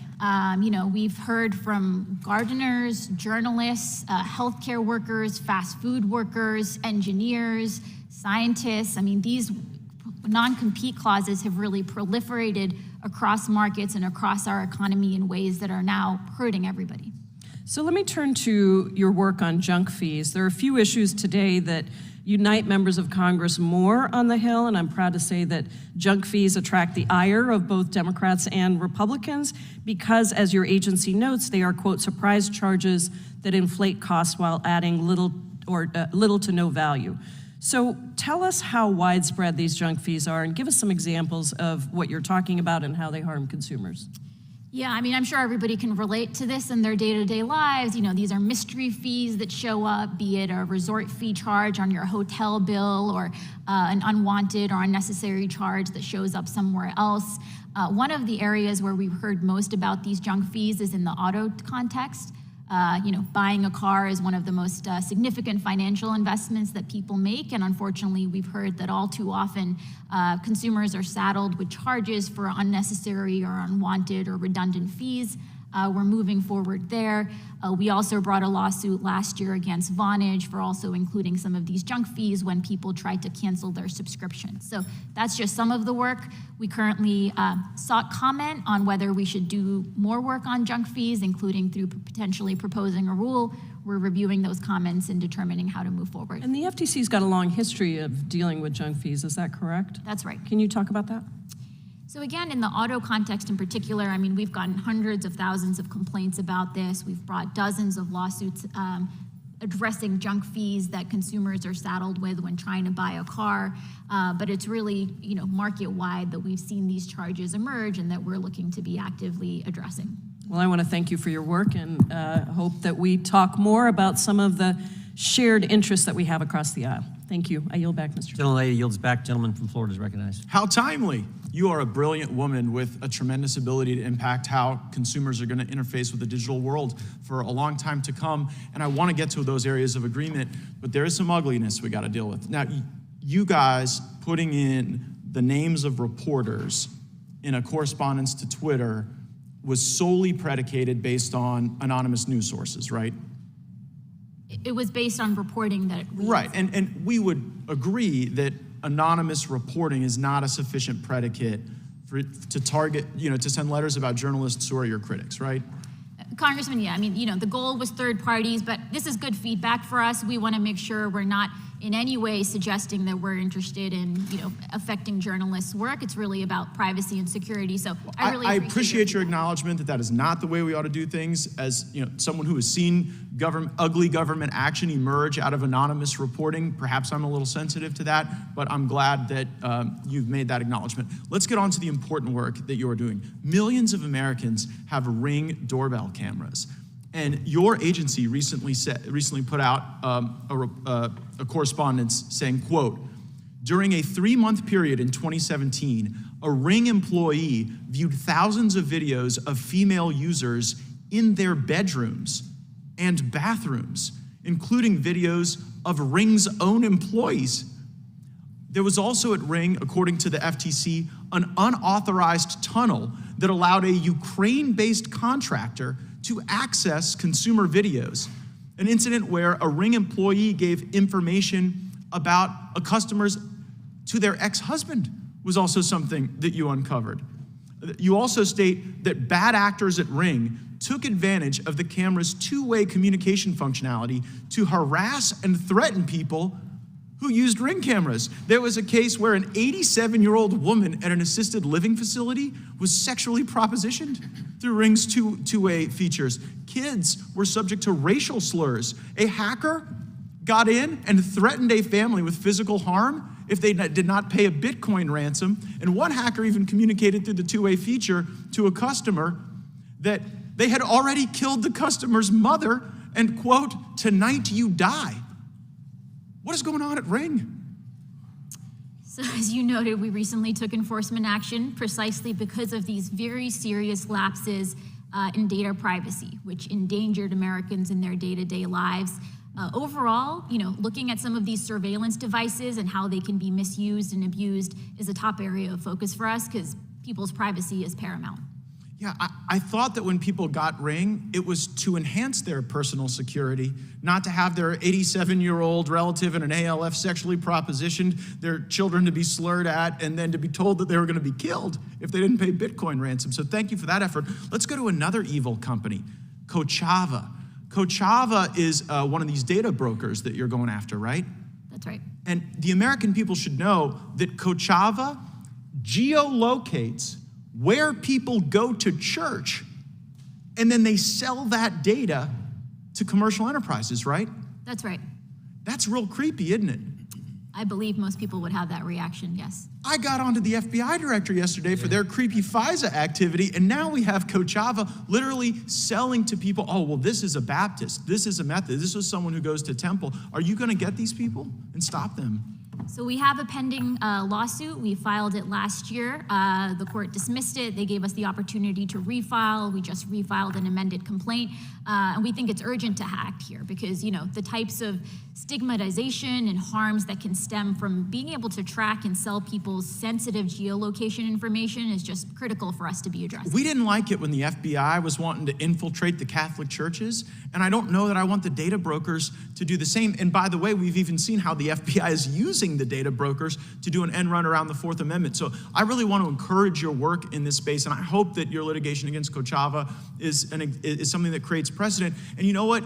There's been criticism of some of your losses in court, but we as sophisticated lawyers know sometimes that a motion to dismiss an initial complaint can create a pathway to an amended complaint to achieve relief. And so if the laws are insufficient to stop data brokers from selling information about where my constituents worship? And if the laws are insufficient to stop Ring from these activities, I really hope you'll work with us to change those laws. And all of Mr. Buck's points are really central to this, because if Congress is bought off, if people are just coming here to beat you up over what email account you use or what trip you've been on to Europe, I think it misses these things that are far more central to the life that our constituents lead. Thank you for your work. I would just say worse than Coach Abbott selling, it's the FBI is probably buying it. That's the scariest part. So agree with both. I appreciate. Well, let's get a bill, Mr. Chairman, to deal with those data brokers. We're working with the gentlelady who just went right before you to do just that. That is something that I think this committee can hopefully agree on. And I neglected to mention this earlier, Madam Chair. We've been at this hour and a half. If you need a break at any time, just let us know. If not, we can keep going because we can get up and leave, but you can't. So you let us know if you need a break. With that, if you're willing to keep going, we'll go to the gentlelady from Pennsylvania for 5 minutes. Thank you. Chairwoman Khan, I want to start by thanking you and the FTC for your work to protect American businesses and workers and consumers on issues ranging from privacy concerns to deceptive business practices to unwanted telemarketing and robocalls. To fraud and financial exploitation that targets seniors, service members, veterans, and those in recovery from opioid disorder. Those are all really important issues, and we hear from our constituents regularly about all of that. You don't have an easy job. It's not made any easier when bogus claims are levied against you in congressional hearings. Every day, some of our colleagues seem to be trying to prove the legal maxim that if you don't have the law on your side, argue the facts, and if you don't have the facts either, just argue. So we appreciate your patience in responding to a lot of fact-free questions. I want to focus my questions on hospital consolidation and the growing problem of private equity firms buying up hospitals and healthcare groups. In the Philadelphia region in recent years, we've had 2 major hospitals purchased by private equity firms, after which those firms mismanaged the healthcare functions of the hospitals, stripping them of their assets, and then either closing the hospitals or putting them up for sale. This was Hahnemann Hospital in 2020, which was closed in the middle of the COVID pandemic after a private equity-backed real estate developer bought it. That left a gaping hole in our frontline healthcare system in one of the poorest cities in the country. And then currently, the Crozier Health System is teetering on the verge of bankruptcy while hemorrhaging talented staff and medical practices after a private equity owner stripped the system of assets, undermined its relationships with medical staff, and has reduced access to medical care, particularly maternity care, emergency services, and behavioral health care. The impact on our local healthcare system has been so extreme, we've seen local Republican politicians calling for government intervention in this private equity firm's hospital business to prevent it from closing or bankrupting the system and its constituent parts. We're also seeing this troubling national trend in which private equity firms have embarked on a buying spree to scoop up smaller healthcare groups. And there was a revealing report from the Petra Center at UC Berkeley and the Washington Center for Equitable Growth detailing the trend of private equity firms buying up multiple doctor groups in a city and then using that consolidation to raise prices. So we're really concerned about this trend that's reducing access to healthcare and then raising prices. So what is the FTC's response to the call for more regulatory scrutiny over these transactions, and how can it increase oversight and enforcement activities to ensure that we preserve market competitiveness in our healthcare system? This is such an important issue, Congresswoman, and we at the FTC, our team has done a fantastic job really addressing hospital consolidation, in particular in local markets. We've had a whole set of successes really spanning hospitals trying to merge in ways that would have hurt patients. Our staff was able to block that transaction and the parties walked away. I think you're absolutely right, though, that today we're seeing different types of strategies, including the incursion of private equity. I recently met with some emergency medicine physicians who had come from across the country who were sharing how the incursion of private equity is really harming the quality of healthcare for people in very material ways. So that's something that's on our radar. We're trying to figure out how do we update our tools to be able to address this. We recently issued some proposed updates to what's known as our Hart-Scott-Rodino form Sounds very technical, but it's basically the information that parties have to provide us when they're looking to make an acquisition.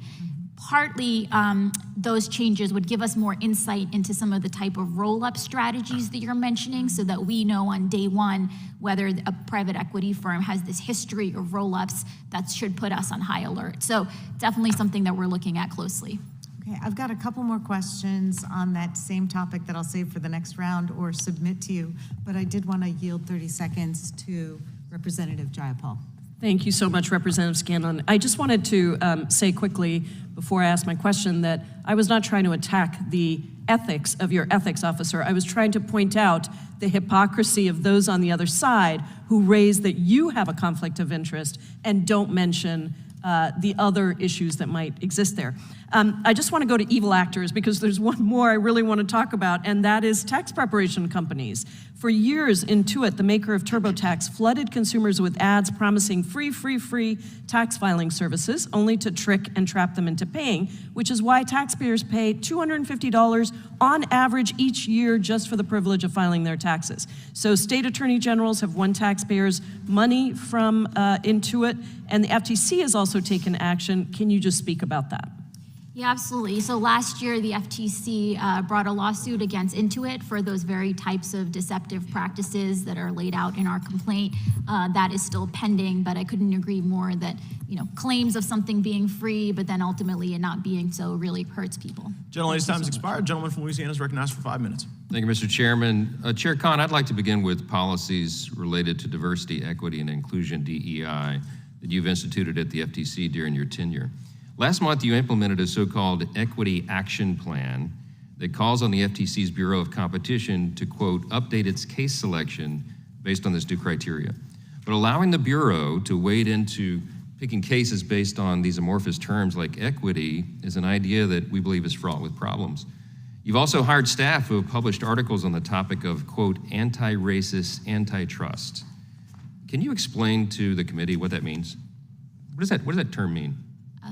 Congressman, it's not a term that I've used. I can say generally, I know that there is a lot of worry that concentrated economic power hurts everybody, all communities, and that the FTC needs to be mindful to make sure that our work is focused on the harms that is affecting everybody. Everybody, right? So anti-racism should not play a factor in competition and consumer protection policies at the FTC, right? Congressman, we bring our lawsuits based on the law at hand. We look closely at where we might be. But this is not one of the factors. Anti-racism is not going to be used under your watch, right? There are instances in which Congress has asked the FTC to look at whether particular communities are being defrauded. In those instances, we follow what Congress has told us to do, but otherwise we just follow the general laws. That's correct. Okay, a senior staffer at your FTC recently attended an event, gave a speech, and discussed, quote, applying a gender lens to antitrust, in which the senior staffer praised a cross-agency equity team. Are you applying a gender lens in the context of antitrust analysis now? To be honest, I'm not really sure what that means. We aren't either. I hope you're not using it. Okay, is there a cross-agency equity team? Was she accurate about that? We have a lot of cross-agency teams. There are teams that are focused on how you make the FTC a better place to work, including by making sure that certain types but equity is not in your bailiwick now. You don't have a team dedicated to that, correct? We have a cross-agency team that's thinking about how to make sure that the FTC is okay, a good she place just overspoke. Okay, I got it for time. Don't you think reorienting the FTC from protecting consumers to protecting favored groups, that idea would run counter to what the FTC's mission is, right? I mean, you said it's to apply to everyone, right? That's you shouldn't right. be injecting these, I guess it's progressive policy initiatives that we're concerned about. The FTC has a really important mission, and we don't want you to get off course. Last year, on a party line vote, FTC also expanded its authority under Section 5 of the FTC Act well beyond what any previous FTC has done over the last 40 years. In November 2022 policy statement, that power was expanded to unfair methods of competition that is described as, quote, conduct that goes beyond competition on the merits, and that, quote, here's the key, even when conduct is not facially unfair, it may violate Section 5. Following that decision, former Commissioner Christine Wilson stated, this is what she said, quote, the Commission has now created the authority to summarily condemn essentially any business it finds distasteful. That is an extraordinary power. And it's very concerning because unfair is an amorphous and very subjective term by nature. Are you using Section 5 authority to determine what is unfair, even if it's not facially unfair, whatever that means? Congressman, we look very closely at the text of the statutes that Congress wrote. The text of the FTC Act instructs us to prohibit unfair methods of competition. We have to take those words seriously. When putting together that policy statement, our team looked closely at decades of case law to try to understand how have courts interpreted what this means, and the policy statement reflects that. Okay, really quickly, there's an example recently, I believe you're in the process of ending non-compete agreements as an unfair method of competition, and that decision could go into effect next year, is that right? We got 24,000 comments on the proposal. We're reviewing them and determining how to move forward. Would you favor a blanket ban on all non-compete agreements? Is that your position? So the proposal bans the vast majority of non-competes with a few exceptions, one of which is non-competes that are included as part of the sale of a business. Okay, let me ask you a question. Have you ever run or worked in a small business? I personally have not. Yeah. So do you think it's reasonable for entrepreneurs and small businesses who spent considerable time and money developing practices to better compete against their rivals to find your ban on non-compete agreements unfair? We'll be eager to hear from them. I know we've gotten a lot of input. The other thing I'll say we hear from small businesses is that non-competes make it difficult for them to compete. Because if they're trying to enter a market and compete with some of the big guys, but the big guys have locked up all the workers through non-competes, that hurts the small businesses. So we really have heard multiple views on this issue. I'm out of time. Yield back. Thank you, Mr. Chairman. Beware of that profound enemy of the free enterprise system who pays lip service to free competition but labels every antitrust prosecution as a persecution. Those words are uttered by President Franklin Delano Roosevelt 90 years ago. And I've listened to most of today's hearing, Madam Chair, and of course we're grateful that you're here today. I've listened to many of the criticisms that have been made by my colleagues of your leadership at the FTC on the other side of the aisle, not all my colleagues, but most of them.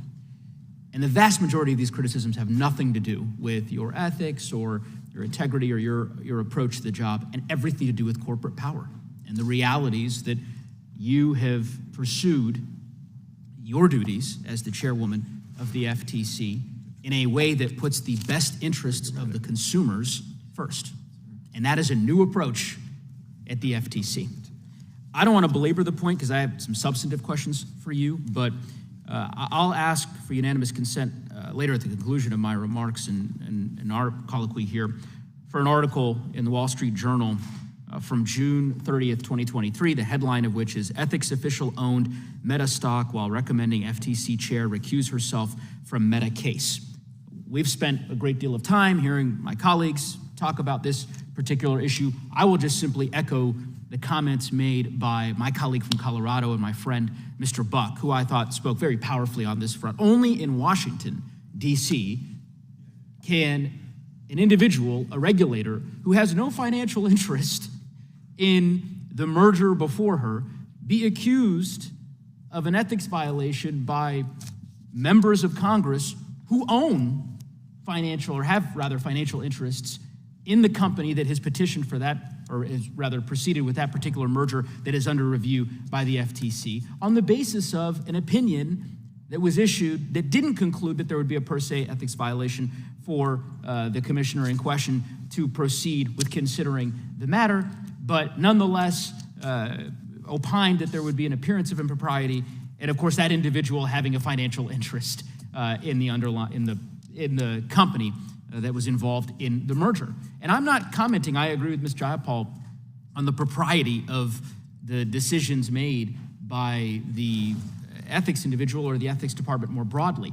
I'm simply opining on the state of affairs in Washington, D.C. Because for years we've had FTC commissioners who had real conflicts of interest. You didn't have any financial interest in Meta, right? That's correct. You've never worked for Meta? That's correct. The basis, as I understand it, for the objections by many of my colleagues and others is that you have a certain view when it comes to putting consumers first and ensuring that monopolistic power does not reign supreme in our country. And I just think it's unfortunate that some of my colleagues have taken that approach. I will say for my part, I'm grateful for the work that you have done at the department. I also am grateful for the work that your partners, and of course, other antitrust enforcement regulators, the Assistant Attorney General Cantor has done over the course of the last several years. We, as you know, passed a bill on a bipartisan basis last year. It was my bill, the Merger Filing Fee Modernization Act, which I believe is going to strengthen your efforts and your ability and the efforts of your hard-working workforce within the FTC by changing the fee schedule for mergers, actually decreasing the fees for smaller mergers, but increasing the fees proportionally for billion-dollar transactions and giving you the resources that you need to fight for consumers on behalf of the American public. I wonder if you might talk a bit about that particular bill, its implementation, and the impact it will have on agency resources. Thanks for the question, and thanks for your effort leading that bill. It was a much overdue effort to update the filing fees, and as you noted, make it clear that for larger transactions, there is a higher fee, for smaller transactions, a lower fee. We, in part, rely on those fees to be able to fund our enforcement, and so that's absolutely going to be making a difference. Well, as I said, I'm grateful for the approach that you all are taking. I was proud to work on that bill with Representative Buck, who has been a champion on these issues, among other colleagues of mine on both sides of the aisle, and I think we look forward to continuing our work with you, Madam Chair, for years to come on this front. With that, I will yield back. Gentleman yields back. Gentleman from Kentucky is recognized. I thank the chairman. You know, my constituents aren't contacting me worried about mergers between tech companies or that sort of thing, but one of the things I've been contacted about multiple times is the small independent grocers feel like their monopolistic practices being used against them. And Mr. Correa and I sent a bipartisan letter to you asking for an update because in November 29th, 2021, this is 17 months ago, the FTC ordered 9 large retailers, wholesalers, and consumer goods suppliers to provide detailed information to help you study the causes behind ongoing supply chain disruptions. And I appreciate you being willing to give us a briefing, but can you brief us today? Like, what have you found? And are you going to be able to help these folks who are complaining about they can't get products or there's discriminatory pricing, not based on quantity, but based on other things or different package sizes? What can you tell us here today? Yeah, this is such an important issue, and we've heard from those independent folks as well, and it's partly what informed our decision to launch this study.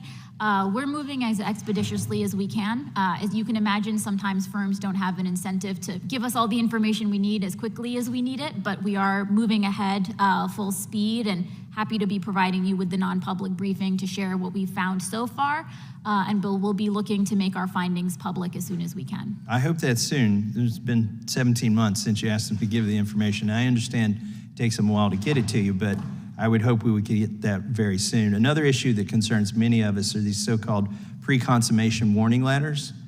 On August 3rd, 2021, FTC announced that it would send warning letters in connection with transactions it cannot fully investigate within the time provided by the statute before the deal closes. Well, now, why should people trying to do regular business be punished because it's taking you too long to do your job? And how many of these so-called pre-consummation warning letters have been sent by the FTC? So the statute gives us only 30 days to look at a deal to determine whether we need to investigate it further. As deals have become more complex, that can be a very, very, very tight timeline. We've heard from some businesses that if we don't act within that 30-day period, the takeaway for them is that there are no issues and there are no concerns. So we thought it was important to put business on notice, to provide them clarity and transparency, that if there is a deal that we think raised concerns, but we weren't able to act within the 30 days, that we're putting them on notice about that, again, to make sure that the market has clarity on it. Commissioner Phillips publicly suggested that within the first 6 months of this practice, over 50 letters were sent, and raised the question of whether any of those investigations actually remained open and whether this approach was simply a tactic to scare business. I'm worried that whether it's a tactic or not, that's the effect that it's having. It's having a chilling effect. And then when you issue one of these letters and then you never tell them whether the case is closed or not, kind of without doing anything, you've stopped transactions that would be helpful to Americans. I want to now yield back the remainder of my time to Chairman Jordan. I appreciate the gentleman yielding. When the FTC attorney deposing Mr. Roque asked him to confirm that, quote, no one from the FTC directed you to reach a particular conclusion about Twitter's program, he explained to the contrary. There were suggestions of what they would expect the outcome to be. He testified that the FTC communicated to Ernst & Young. Again, Ernst & Young is the independent assessor, the fact finder that the FTC selected and made Twitter pay for, that he communicated to Ernst & Young that, quote, Ernst & Young under all circumstances will be conducting and issuing a report on behalf of the FTC order, and was very adamant about this is absolutely what you will do and this is going to occur and you will produce a report at the end of the day. The FTC was so adamant. Ernst & Young leaders feared that the FTC would take exception if they chose to withdraw from the case. So on the one hand, you're harassing Twitter, and then you're saying the guy we've selected, the entity we've selected, Ernst & Young, the accountant we've selected to be the fact finder, you better find what we want, and if you try to get out of it, we're going to retaliate against you. That is frightening. I mean, we talk about the weaponization of government, this from the same agency that said, tell us all the journalists you're talking to. That's what we're concerned about, Ms. Khan. That's what has to change. You can comment if you want, but I'm reading from the motion filed today in court. And it's amazing to me, you don't even know this guy. You don't even know who this person is, and your lawyers deposed him. He's the guy that you've set up as the fact finder, and you didn't know who he was. Did you sign off on any of those 12 letters sent to Twitter in that 10-week time frame? Congressman, we're fortunate to have a lot of work underway. A lot of this work is delegated to the frontline staff that are able to move quickly and nimbly to make sure. Yeah, but you're in front of Congress today, and you knew you were going to get questions about this. Yeah, you don't know this. I find amazing. It sounds like it was a late-breaking development in a filing this morning. It's not something that's on my radar. I'd be reluctant to weigh in on it in this setting without looking more closely at it. Happy to take questions for the record on it and engage later. Not on your radar that you told, based on the testimony of this guy, that he felt there would be retaliation if Ernst & Young tried to get out of the agreement. Wow. I yield back. Wow. Gentleman yields back. Now recognize the gentlelady from Pennsylvania for 5 minutes.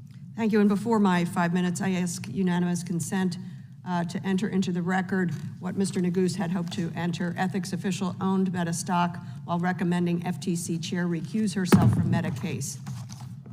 Thank you. Thank you, Mr. Chairman. Thank you, Chair Khan, for being here, for speaking with us today about the important work that FTC does to safeguard consumers and crack down on companies that would exploit them.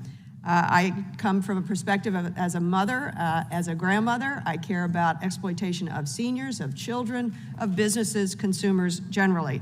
In your written testimony, you explained that FTC works to protect privacy and data security, fight fraud, including fraud related to opioid recovery, and ensure that domestic manufacturers and small businesses have a chance to compete fairly. Somehow Republicans are using this time in other ways. I apologize, I'm late to the hearing today, but I'm pretty sure I'm glad I missed some of what happened.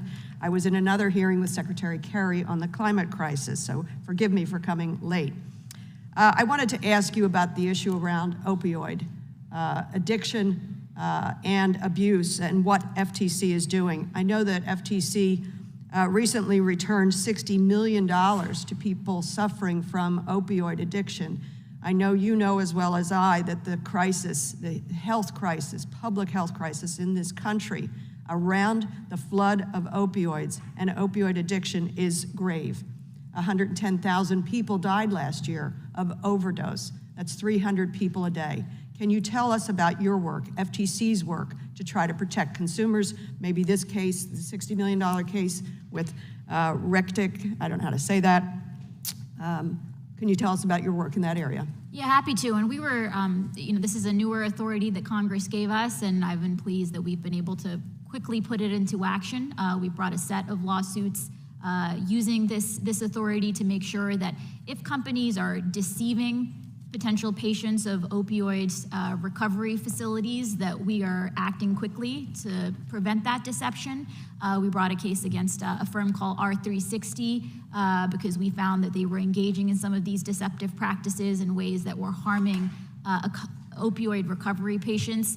We recently brought another action that also noted that deception around tobacco addiction recovery is also illegal under the statutory authority. So we're working hard to make sure if people are being deceived in ways that are illegal under this authority, we're acting and we're getting the money back. Well, I thank you for that work. I hope you will continue in a robust way. And for full disclosure, I have a son in long-term recovery, 10 years in recovery from opioid addiction.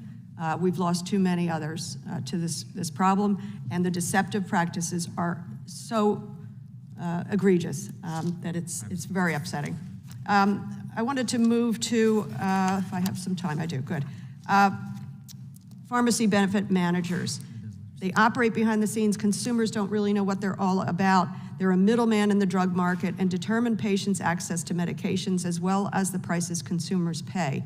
In this role, PBMs have the power to raise prices and are part of the reason that consumers pay 20% more than they should for generic drugs. Can you speak to what FTC is doing around the issue of PBMs and disclosure to consumers and cracking down on the price hikes?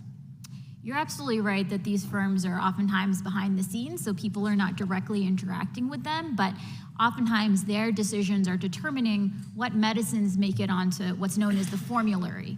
And unfortunately, we've heard reports that suggest that rebates between drug manufacturers and the PBMs may be keeping lower cost generics off the formularies. So what that means in practice is there's a lower cost generic out there, but when a patient is going to the pharmacy, they're not actually able to get it. They're having to pay more for the branded drug. And so, we've said in our policy statement, we are very concerned about that and are looking at it. And yes, and how can we interrupt that? Can FTC have some rulemaking, some effectiveness in interrupting that blockage of information to the consumer? So we're looking closely at whether there may be violations of the FTC Act. The Robinson-Patman Act also prohibits certain types of kickbacks, I believe under 2C of the Robinson-Patman Act. So we're really laying out all of our authorities and making sure we're using them to address these issues because oftentimes we hear from insulin patients about how they haven't been able to afford life-saving medicine potentially because some of these tactics. So we recognize the urgency of this work. Again, on behalf of consumers and seniors and kids out there, thank you for your work and the work of your entire team. I yield back. Gentleman from Arizona is recognized. Thanks, Mr. Chairman. Thank you for being here today. I will say I wrote down something you said. I think I got the quote exactly right. I wrote it down because not only was it, I think, substantively meritorious, but also was alliterative. People's privacy is paramount, close quote. If only the FBI leadership believed and acted that same way, I would be happy. I want to ask you first about the EU's Digital Markets Act. You previously commented and opined in response to Mr. Klein's questioning. He asked you how much spent. I think you said you don't know. I wonder how many employees or personnel are working on the EU Digital Markets Act. So my understanding is we currently have one employee that's detailed to Brussels. These details are routine. They've gone on for many years. They help improve, coordination among agencies for us to better understand. Is that employee working to help implement the EU Digital Marketing Act, or are they just observing? What's their role there? So as a general matter, when we do these details, they're focused on antitrust enforcement, enforcement of the competition laws. This is in Europe, though. This is the implementation of a new law. So how does that impact antitrust law in the United States of America? So these laws, as you noted, govern Europe. If the European Commission is working on implementing them, that's work that they're doing. Our work is focused on enforcing the U.S. laws.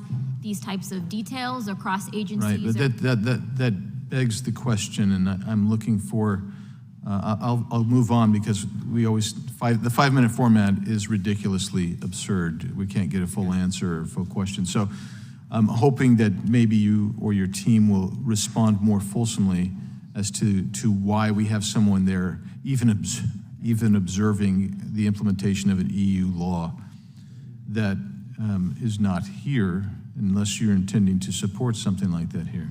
Are you familiar with someone named Rebecca Kelly Slaughter? Excuse me? Are you familiar with someone named Rebecca? Yes, she is my colleague Yes, of the right there. commission. She's here. So I have a quote from her. Interesting. Well, glad you're here. She's called for an equity, inclusion, and anti-racist agenda in the antitrust enforcement. Yet, antitrust enforcement typically is focused on the consumer welfare standard, right? So do you agree with Ms. Slaughter, Commissioner Slaughter's call for equity, inclusion, and anti-racist approach to antitrust enforcement? So let me say, first of all, it's just such a huge privilege to serve on the commission alongside Commissioner Slaughter.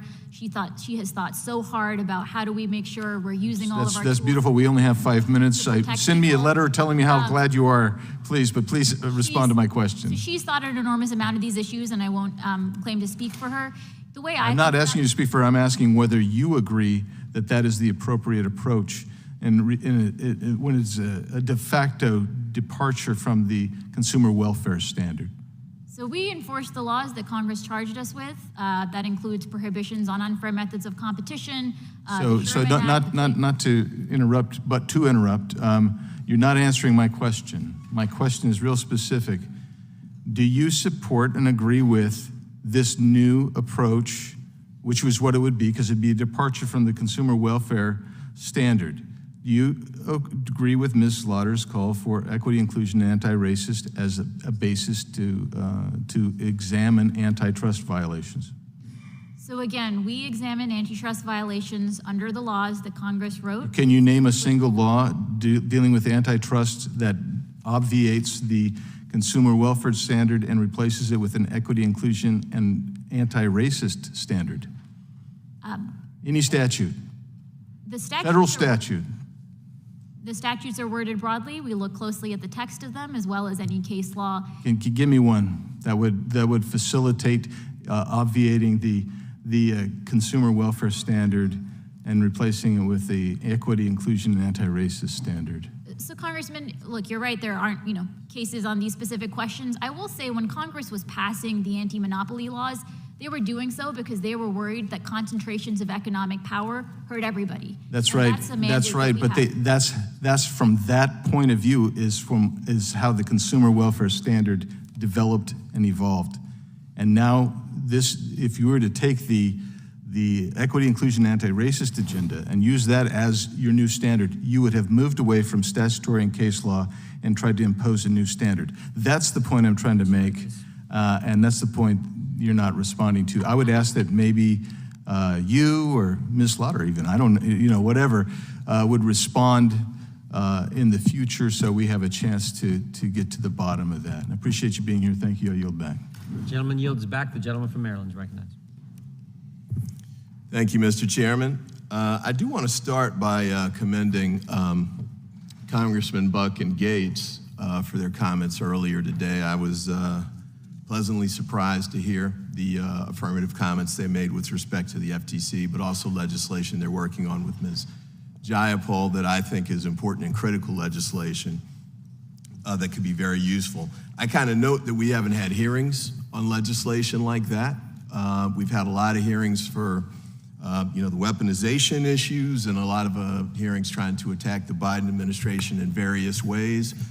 But we haven't had any hearings on affirmative legislation that would have an impact on people in these markets. And I'm on the Antitrust Subcommittee, and I think we've had 2 hearings there. We had one Mr. Massey put together that dealt with agriculture issues. I think it was meatpacking in small entities, but it wasn't as explicitly an antitrust hearing. It just so happened that the witnesses at the table noted that the big 4 companies that are dominating that industry are the ones that are crushing small farmers and running them out of business and increasing prices. But and I requested at the hearing some sort of approach that would try and address that concern, but nothing's come back yet. And I would note this too. We've got matters pending, in the United States here before your commission or, Department of Justice. Some of it have been mentioned today already, the PBMs, Ticketmaster, JetBlue,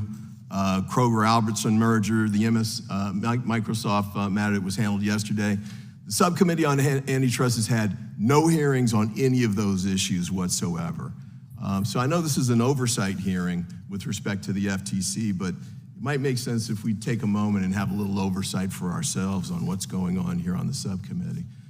A few minutes ago, it was raised that about a subpoena that the FTC had issued, and I guess the comment was that it was overbroad. But I did want to raise this as well. The Judiciary Committee on May 25th, 2023, sent a document demand to the Department of Justice that demanded, and I'm quoting, all documents and communications between or among the Department of Justice and the Internal Revenue Service referring or relating to any investigations involving both the Department of Justice and Internal Revenue Service from May 1, 2023 to the present. Now, we'll set aside for a moment, that would include grand jury materials potentially, which of course they can't turn over based on a letter like this, even from Congress. But if we're gonna throw rocks, let's make sure we're not in the glass house, because that is beyond overbroad.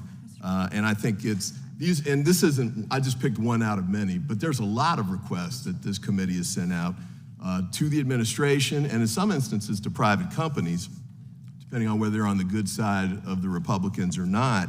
And I think we should be very careful in making sure we're using the power of the committee and the House of Representatives in an appropriate way, just like they're asking the FTC to do. And then I did want to close with this point.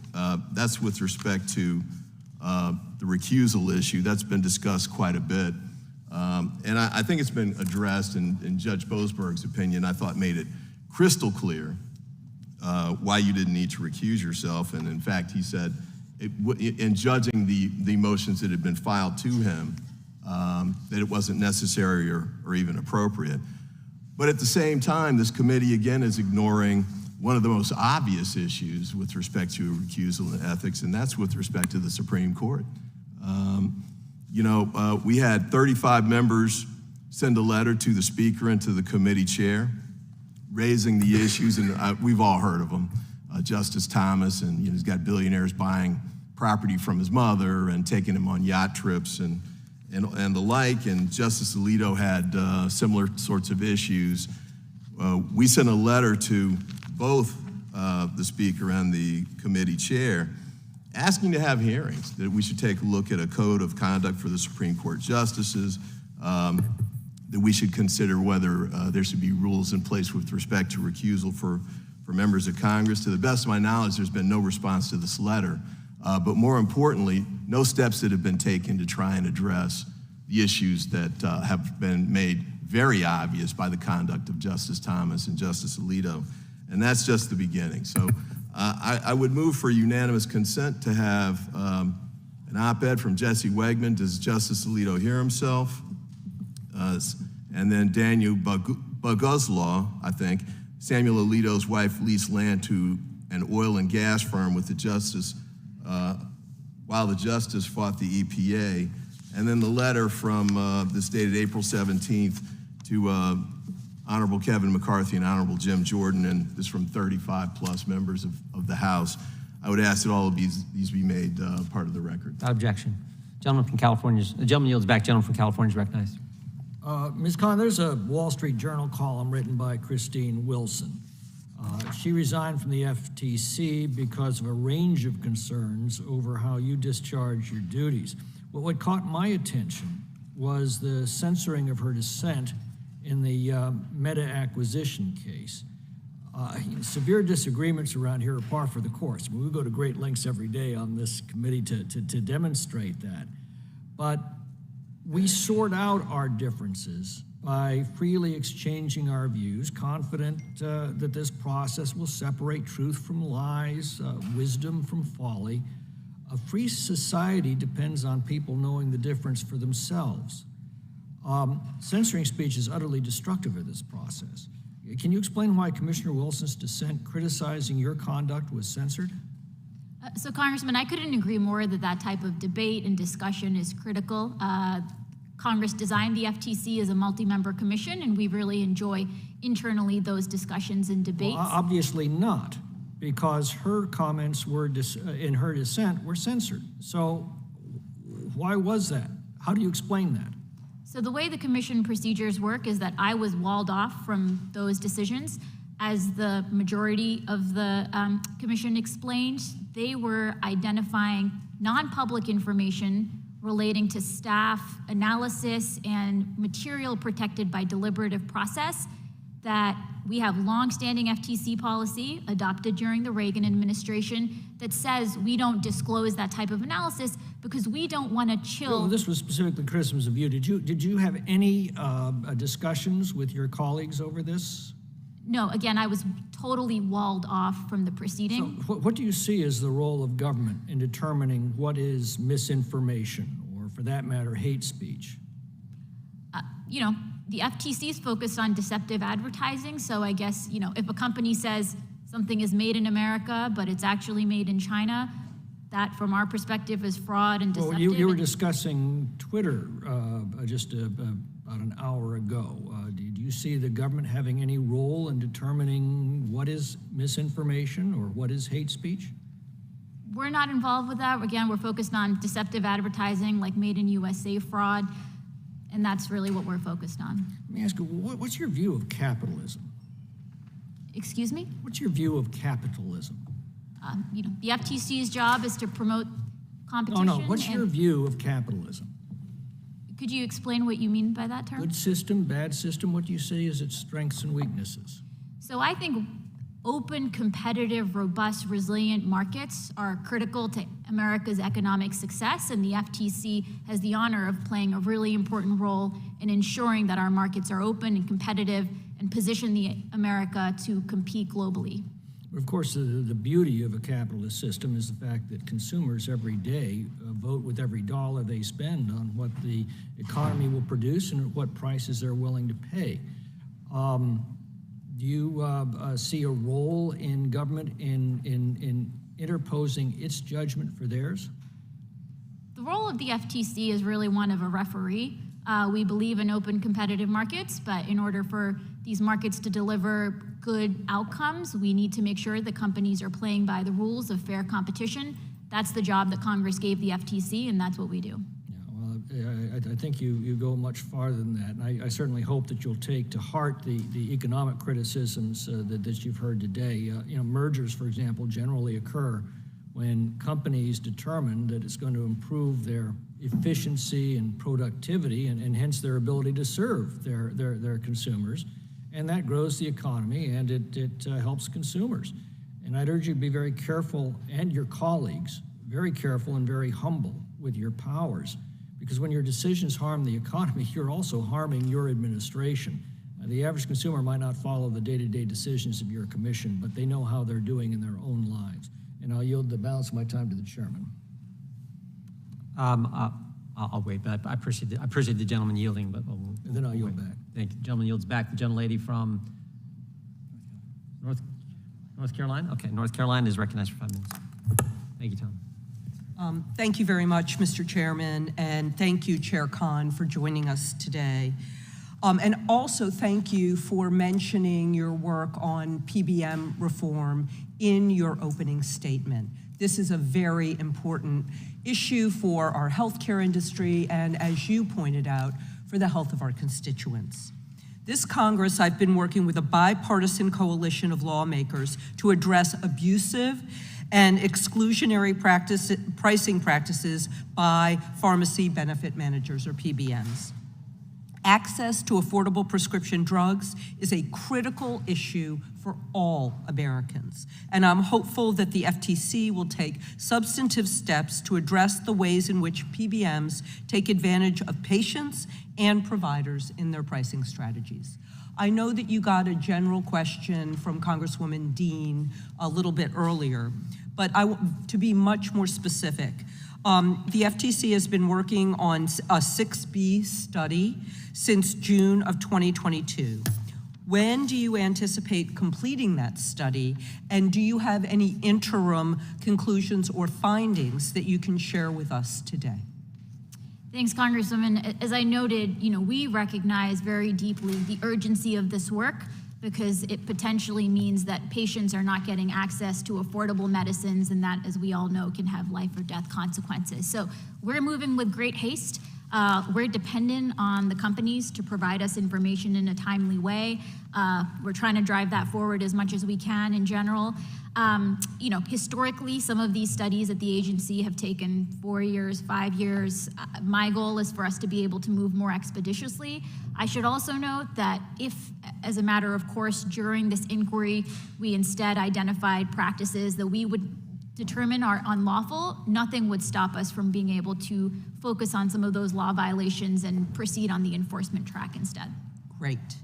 And then also the FTC recently expanded the scope of its PBM investigation to include group purchasing organizations, or GPOs, that have opened in recent years.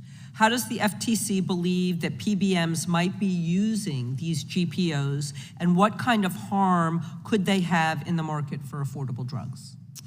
So GPOs are another one of these kind of entities that are not visible to consumers but play a really central middleman role in the market.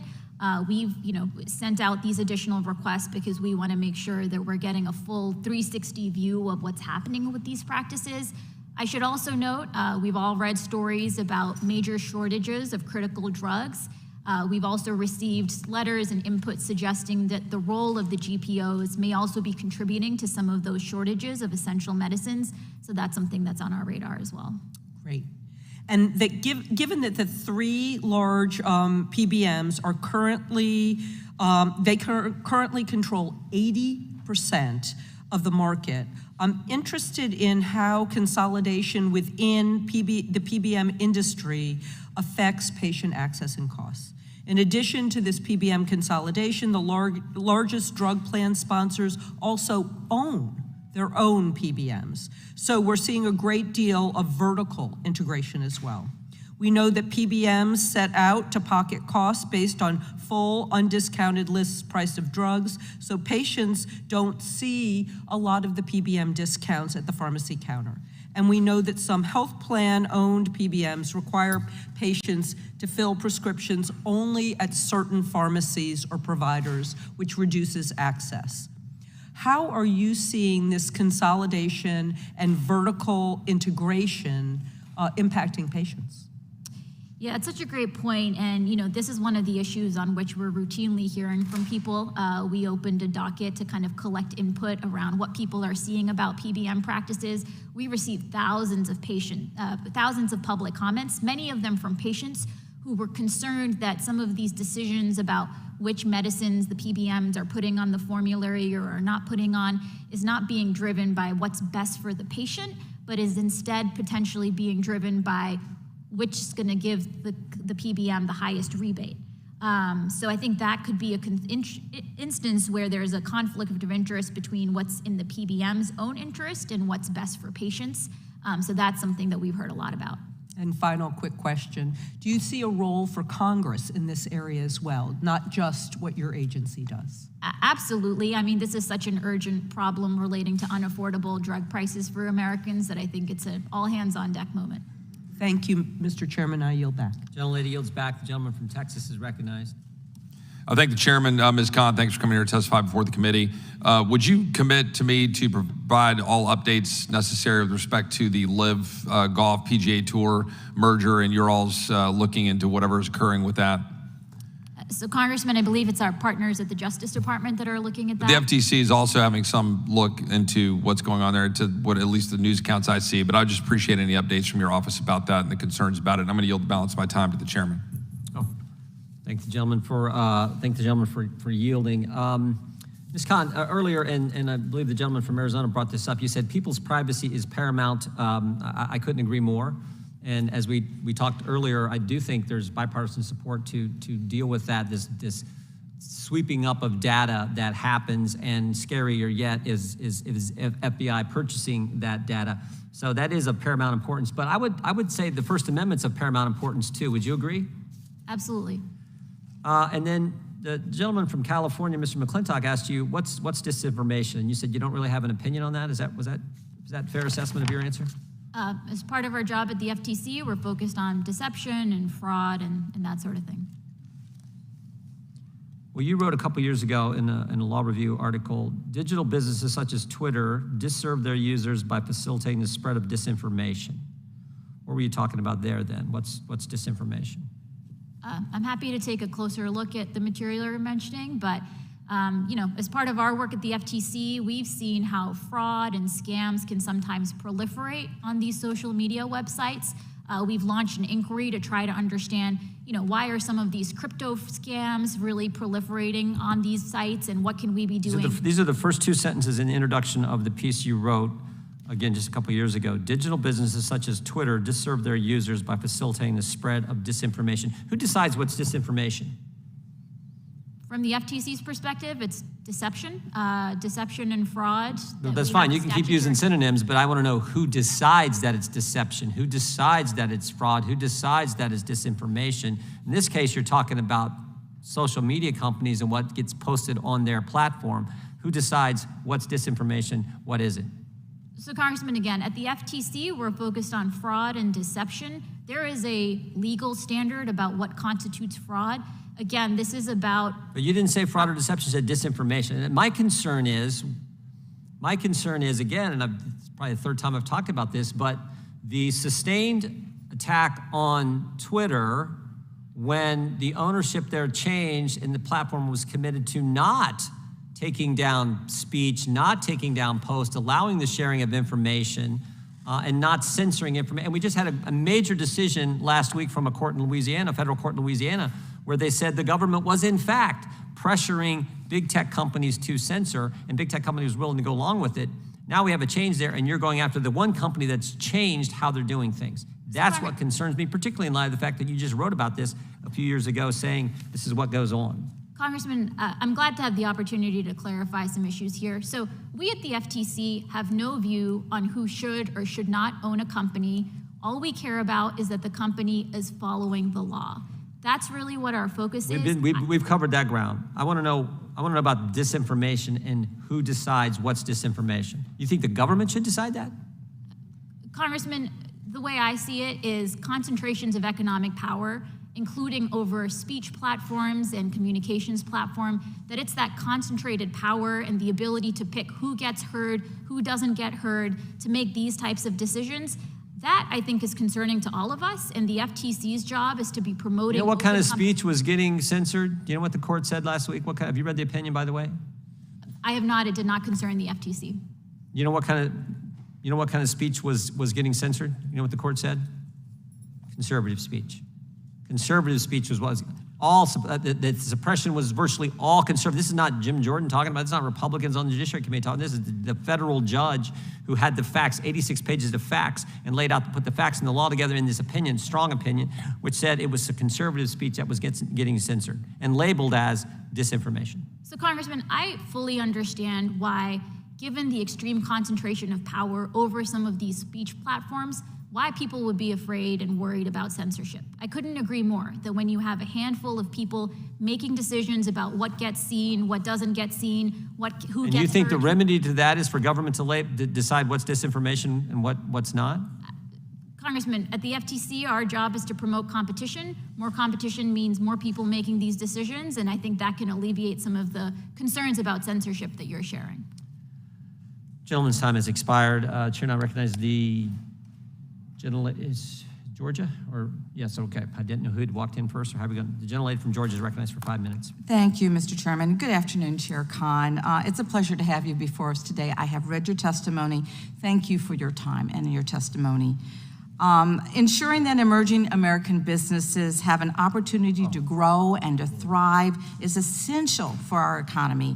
And one of the most of American practices, so to speak. America is a country that is built on the success of creative and innovative ideas, the determination of grit of its people is so vital, and the endless opportunities of its society. And for these reasons, we must do all that we can in our power to support competition, as you just mentioned, and fight monopolies which crush American opportunities. A robust antitrust framework supports small businesses by helping to ensure that they are not intimidated into conciliation. It empowers the American people by allowing them freedom of choice in the marketplace. A robust antitrust framework strengthens American workers against monopolistic efforts to lower wages and eliminate their benefits. That is why it's so wonderful to have you here today. Thank you so much for being here at the helm of the FTC.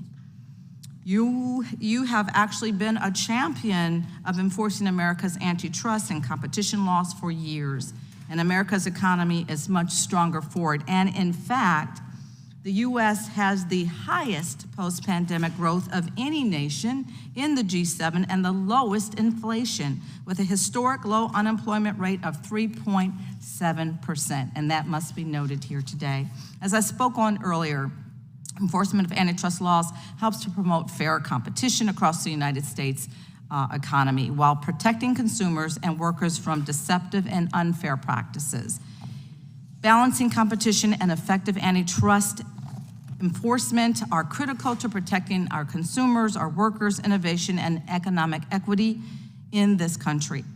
Over the past 20 years, the U.S. has seen consolidation across all markets, whether it be in a nursing home industry, tech industry, or agriculture industry. Can you please comment on how this is applied in the context of large mergers that affect smaller competitors in the marketplace? So, Congresswoman, when we see mergers between two large firms, especially if they're competing in the same market, that can make it more difficult for newer entrants to come into the market. We've seen how entry barriers can be raised, and independent firms, small businesses can have a difficult time really competing on a level playing field if the merger is leading to market power that allows the merged firms to get special types of terms or discriminatory benefits that are not available to others. Thank you. So these past two terms, Congress has actually been examining the role of big tech companies and their exercise of market dominance, which has allowed them to make a profit and to leverage their gatekeeper power over small or new companies and competitors. Can you talk about the steps that you are taking to ensure smaller companies, especially in the tech marketplace, get a fair chance to compete against bigger, more entrenched companies? So the FTC has been looking closely at digital markets since before I joined the commission. One of the first actions that we took when I joined was refiling the FTC's amended complaint against Facebook, where the FTC is alleging that Facebook's acquisitions of Instagram and WhatsApp were anti-competitive and really helped Facebook maintain its dominance in ways that locked out rivals and really hurt consumers at the end of the day. We're continuing to look closely at mergers and acquisitions to make sure that if we worry that these acquisitions are similarly going to create dominance and allow firms to maintain their monopoly, that we're acting swiftly there. So under your tenure, FTC has endeavored to restore meaningful antitrust law enforcement over the last 2 years. And in this process, the FTC has made some powerful enemies. Have you not? Yes, you have. I can answer that for you. A lot of folks, yes. So isn't the lesson learned here that antitrust agencies should trust vigorous competition and antitrust enforcement to deliver innovation and better services rather than enabling entrenched gatekeepers to continue growing through acquisition in markets? Absolutely. I think America's history shows that when we promote fair and open competition, that's what best produces innovation and allows us to succeed. Thank you, and I'm out of time. Thank you. I recognize the gentleman from Wisconsin for 5 minutes. Yeah, thank you very much. I'm not going to take 5 minutes. I'm just going to take a real brief time here. We heard some of the same pablum yesterday. I don't have a question for the witness, but we heard some of the same stuff from the FBI yesterday, that, boy, we respect the Constitution and all the rest. And but nonetheless, they are ending up censoring the American people. And it was so interesting to hear yesterday when the director of the FBI was here, and he said, well, these companies work within the free market. We can't change how they go about operating. But when you have a federal agency, whether it's the FBI or the FTC, that comes calling at your front door, and they say, gosh, maybe you should be doing things a little bit differently, they pay attention. And I would use the example of the man who originated Facebook. He said in a podcast in the last year that in regards to the FBI, when they come calling, you're going to pay attention. And censorship happens from there. And I hope that you are cognizant of that as you go about doing your business. Second thing that I would say is that we talked about, entrenched gatekeepers and stuff like that. The barriers to entry that have been built here in Washington, D.C. over the last few decades are significant. And I would go back to two major bills that are over a decade old now. One being Obamacare, the other one being Dodd-Frank. We see probably the least entrepreneurship that has happened in the healthcare and finance banking industries that we've seen in decades, because the barriers to entry are so high. And I sure hope that you will respect that you, while building these regulations out here, while passing laws as happened over a decade ago in regards to Obamacare and Dodd-Frank, it has harmed the rest of America. It's harmed entrepreneurs. It's harmed Main Street America when they no longer have a bank, with their bank being consolidated into something that's bigger. So you may say that, boy, we're going to go after these big companies. Well, hell, we created them here. And I hope you won't participate in creating additional barriers to entry so that entrepreneurs cannot participate in the free market society that was built in the United States of America over the last nearly 250 years. I'll yield back. Thank you. A couple questions I had. I just wanted, using a little bit of this time there. The gentleman from Georgia mentioned that he thought you were being treated unfairly, if you remember at the beginning, we asked about an hour and a half ago, and differently because of your ethnicity and because of your color. Do you believe that's true? Congressman, I'm focused on really I know you are, but just diligently the questions you all are asking. I know, but I'm just curious. Do you believe that's true? Because if you watch the hearing, I was offended by it, to be honest with you. If you watch the hearing yesterday, we gave a gentleman a pretty thorough raking over, asking some difficult questions. And I hope that you know it has nothing to do with ethnicity or color. And I hope you don't feel that way. And I was wondering if you do. It's a yes or no. Point of order. Yes. Oh, Mr. Chair, just wondering whose time we're using right He now. yielded back his time to me. Okay, And he had thank time left over. Thank you. Mr. Tiffany. Yes, go ahead. Just give me a yes or no. Do you think you're being treated fairly? It sounds like there's a robust debate among the committee about these issues, and I defer to you all. One of the things I'd love to change is that when we ask people to say yes or no, they would. It's so hard when people come before us. And I just wanted to say one other thing too, and then we will move on. Robocalls. I know you heard about them today. It's a really big deal. You want to talk about a way that you're affecting people's lives. They are sophisticated, they're scary, people are getting in trouble because of them, and everything from Social Security to buying timeshares. It is a really big problem. I would love to, and I'm going to speak to Mr. Correa, I would love to work with him across the aisle, love to work with whomever to do something about that issue. I have other questions for you later, but at this point I'll recognize the gentlelady from Missouri. Thank you. St. Louis and I are here today in strong support of the rights of workers, of consumers, small businesses, and the broader public to be free from corporate greed that monopolizes our access to information and treats employees and communities as expendable. Thank you for being here, Chair Khan. I appreciate your service as a staffer on this committee. your groundbreaking scholarship on antitrust law and anti-monopoly issues, and your record of accomplishments as FTC chair.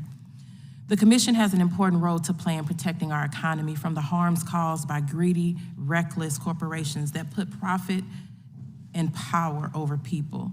Look at big tech, big pharma, big oil, and any other concentrated industry. These companies and the profit-obsessed executives behind them have abused their power for too long, and it's time that they be held accountable.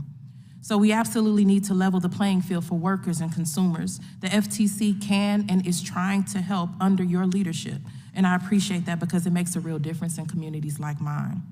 For example, in recent years, FTC lawsuits have resulted in more than $33 million provided to more than 178,000 Missourians. In 2020 alone, the FTC provided $8.6 million to people in Missouri, including St. Louis. That's real money for real people harmed by corporate greed. It's food on the table, it's a roof over a head, it's clothing for a child. Another example is the FTC's proposed rule to ban non-compete agreements. Chair Khan, as was brought up earlier, banning non-compete agreements is estimated to raise wages by over $200 billion each year and to close racial and gender wage gaps by up to 9.1%. Is that correct? Congresswoman, as we laid out in our notice of proposed rulemaking, those are some of the estimated effects, yes. Thank you. It's a lot of money in the pockets of workers and Black and brown people and women in particular. Can you explain specifically how banning non-compete agreements means workers will get paid more? So what our staff did is they looked very closely at the empirical evidence that has now surfaced in light of the different state policies that we've seen. And what we've seen is that states that have limited non-competes are able to ensure that workers are moving them around more freely, though unfortunately we still see that all too often companies are still trying to include non-competes. What we've also seen is that being able to switch jobs, being able to move freely between jobs and get better job opportunities is a key mechanism that workers have to use to be able to get higher wages and better employment opportunities. When you freeze workers in place, when you lock them in place through these non-competes, that means that they're not able to go across the street, even though the firm across the street is offering them better wages or better working conditions, and that's bad for workers. Absolutely. Thank you, and that's a real impact that will save lives. But Republicans don't like this. The party that is in the pocket of white supremacists and wealthy corporations will talk a big game about fighting for everyday people and then show up to Congress and do whatever their corporate donors want them to do. That's what these attacks, that's what this is about. So let me be clear. There is nothing unethical about standing up for workers, consumers, and small businesses. There is nothing unethical about enforcing the law against powerful and destructive companies like Amazon, Meta, and Twitter. There is nothing unethical about putting your principles into practice. But what's unethical is being apologists for the corporate greed that is fleecing our communities. What's unethical is claiming to care about workers and then selling them out. That's the real ethics scandal here, and we need not forget it. The bottom line is that the corporate monopolies are a recipe for social destruction. Any lawmakers who claim to stand for workers and consumers must advocate against dominance by large private companies that care more about profit than people. We need to aggressively enforce our antitrust laws for the purposes Congress intended, and we also need to move beyond the digital economy dominated by billionaire-owned for-profit companies. Chair Khan, you have never tried to hide who you are or what you believe, and I admire you for that. I thank you for your leadership, and I look forward to working with you and your agency on these critical issues. Thank you, and I yield back. Thank you. I recognize the gentleman from North Carolina, Mr. Bishop. Thank you, Mr. Chairman. Ms. Khan, is this working? Doesn't sound, yeah, I guess I hear it. Someone pointed out to me that just this morning the FTC, well, it was disclosed the FTC sent a civil investigative demand to OpenAI. Are you familiar with that? Congressman, this involves non-public information, but if it's been publicly reported, then it may be accurate. But I'm hesitant to share anything non-public in this setting. It's on Twitter, and it seems to be asking, among other things, for whether Chat GPT or whatever other products they have would generate statements about persons. Can you explain the gist of that, or what is the regulatory authority of the FTC that civil investigative demand is being issued under? So as a general matter, some of the concerns that we're seeing in this AI space is that ChatGPT and some of these other services are being fed a huge trove of data. There are no checks on what type of data is being inserted into these companies, and we've heard about reports where people's sensitive information is showing up in response to an inquiry from somebody else. We've heard about, libel, defamatory statements, flatly untrue things that are emerging. That's the type of fraud and deception that we're concerned about. So as a general proposition, and you just said something, you spoke to libel and slander or defamation issues, and I'm going to come to that because that's an issue of state law as I understand it. But is your regulatory reach there defined by, the FTC Act? Is that the basis under which you guys investigate that stuff with a company like OpenAI? So it's absolutely true that we don't directly address those things. We're focused on, is there substantial injury to people? Yeah. Injury can look like all sorts of things. So and you were speaking earlier in communication with the chairman or your colloquy with the chairman about the Twitter background of releasing private information. Was that also subject to your regulatory reach under the FTC Act because it was somehow deceptive? Or is there some other statutory source that generally puts you guys in charge of, sensitive information about people? Yes, it's the FTC Act that prohibits unfair or deceptive practices and unfair methods of competition. That's primarily the authority we've used in these instances. Okay, and that, that's interesting. And just for the people in the public, the operative language of Section 5 that you guys, I think, are using there and in the context of the non-compete rule that you've come out with, it just says, unfair methods of competition in or affecting commerce and unfair or deceptive acts or practices in or affecting commerce are hereby declared unlawful, right? That's the language? That's right. Yeah. And so that it's not really very detailed. Let me ask you for a minute about the non-compete rule. So you guys have this proposed rule you're seeking comments on, administrative process, then once those comments are reviewed, you guys will decide, the FTC will decide whether to proceed with the final rule. Is that the way it works, basically? That's correct. And so in that case, I litigated these kinds of contracts in state law for 30 years and in North Carolina. I know California has a rule that absolutely bans them. They're different renditions of law, some statutory, some made by the courts over time in states all over the country, and there have been for a long, long time.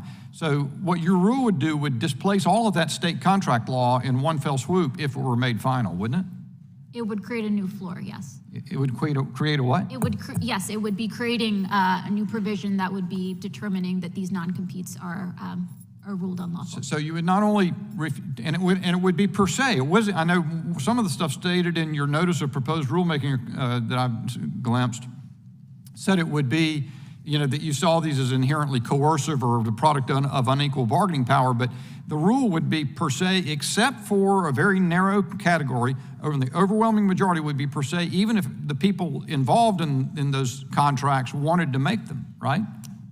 That's the proposal. We did ask as part of our notice of proposed rulemaking some questions about whether there are adjustments we should make. And I don't want to get into the minor details because we've only got about 30 seconds left. Let me just ask you this, because if you take that example, or many of the others have been talked about. You spoke a moment ago about being concerned about concentrations of economic power. I get that. Isn't there a basis to be concerned about concentration of legal power, law-making power?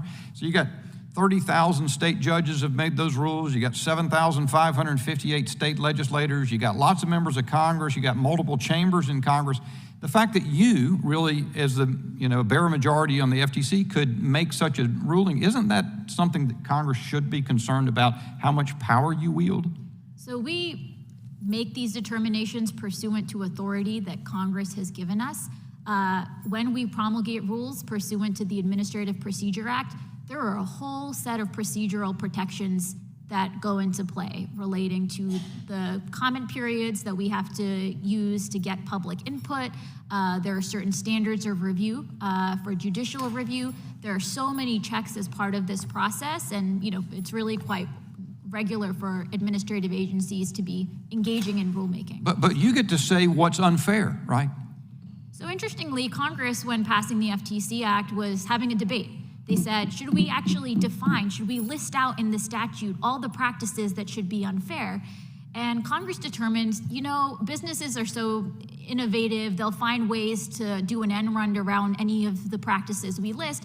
Let's allow the FTC to use their expertise to make sure that as markets are evolving, as business trends are evolving, that they can make sure that their statutory authority is keeping pace. So this was a determination and a decision that Congress made to use that language, and we follow the text of the law. Thank you, ma'am. I wish I had more time. Yield back. Recognize the gentlewoman from Vermont. Thank you, Mr. Chair. Before I begin my line of questioning, I just want to make note of something. Our Republican colleagues have touched a few times today on the words of a third-party auditor who was deposed as part of the Twitter lawsuit.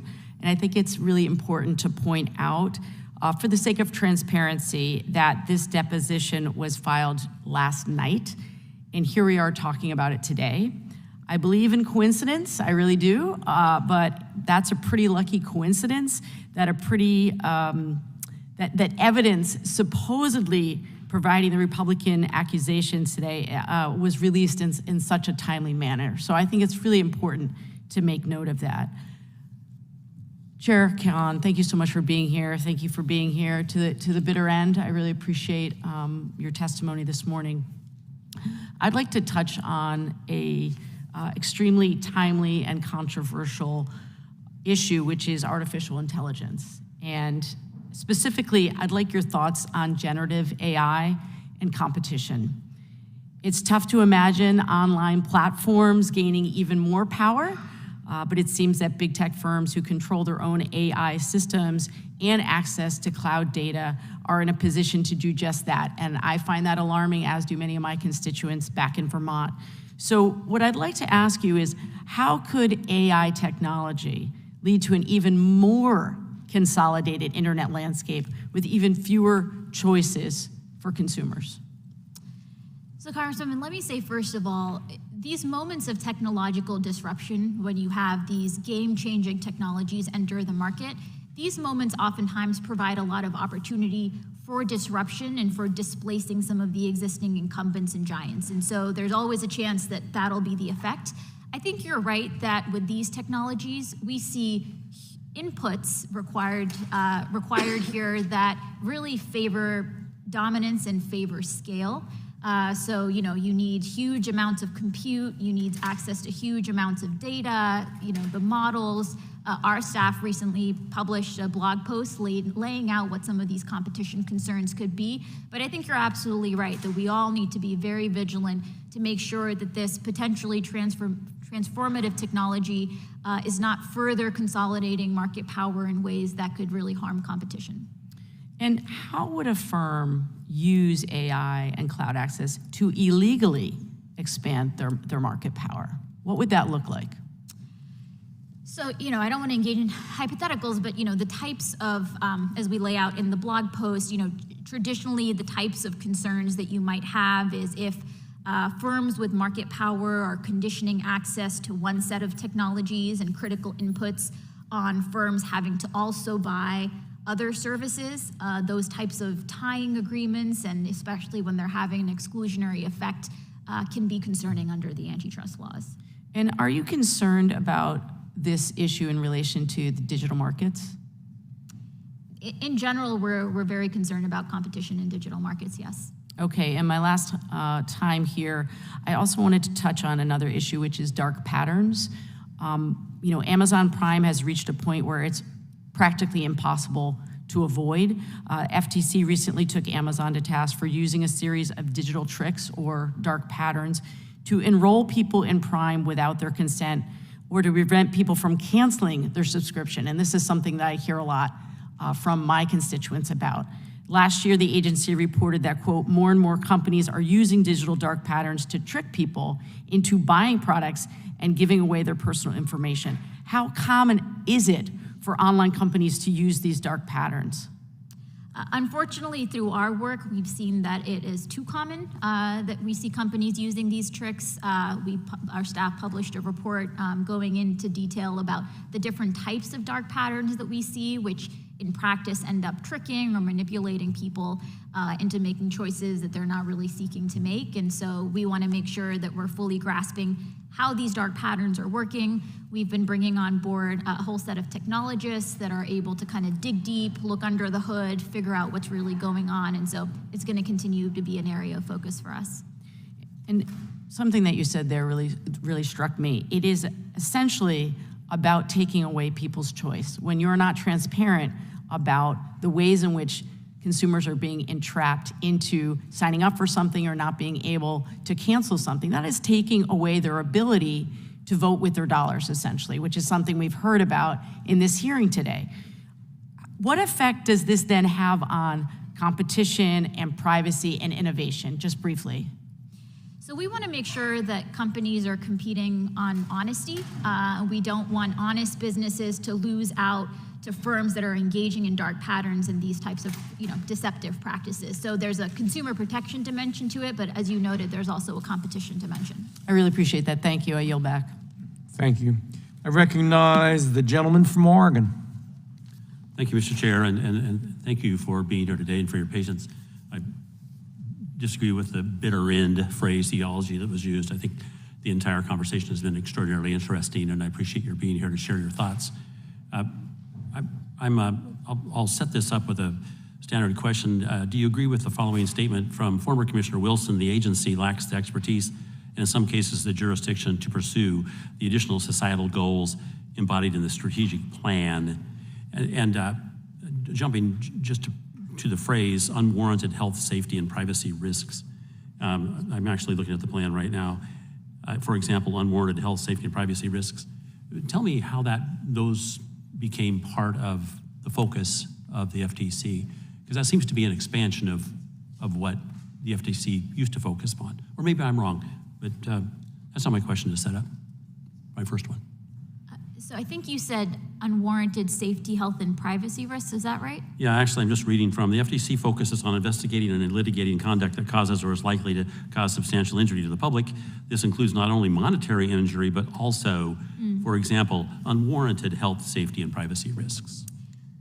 So the statute says that an unfair practice is one that causes, one of the prongs is substantial injury.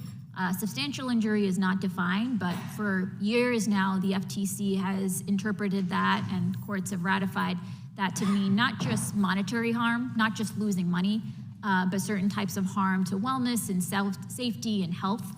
So some of the deceptive advertising cases. Are you referring to courts? Is that where you said that? That's right. And okay, so recently, just because I want to move on, sure. If you could provide me with the cases that you're referring to, please, so that I can see the courts that you're relying upon for that effort. Now, let me slide that aside and let me go to the next issue. This is one, of course, that you brought up in your famous paper, the Amazon Antitrust paradox. And the issue is, and forgive me, I'm not an expert in this space. I didn't even take this class in law school. So my question, antitrust. So my question is, what if not the consumer welfare standard? What standard? And I'm basically lifting this right out of Bork's book, about 25 hours I'll never get back, that I want to spend reading it. And my question to you is, if not that standard, what standard are you going to apply? Or do you still apply just that sole standard in determining the challenges that bigness creates?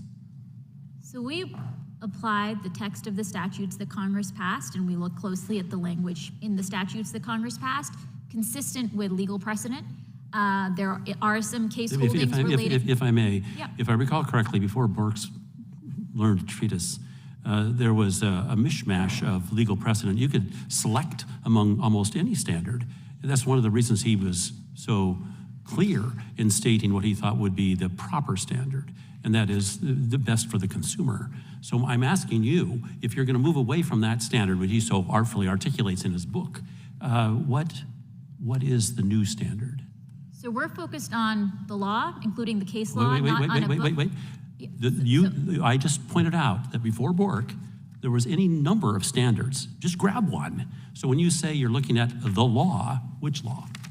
The Sherman Act, the Clayton Act, the FTC Act, So those the are Seller-Kefauver Act. extraordinarily. They were written to be very broad and to give you the power to try to control this economy that we've got. Bork went in and tried to find some sort of a standard against which you could measure your actions. And his ideas were accepted.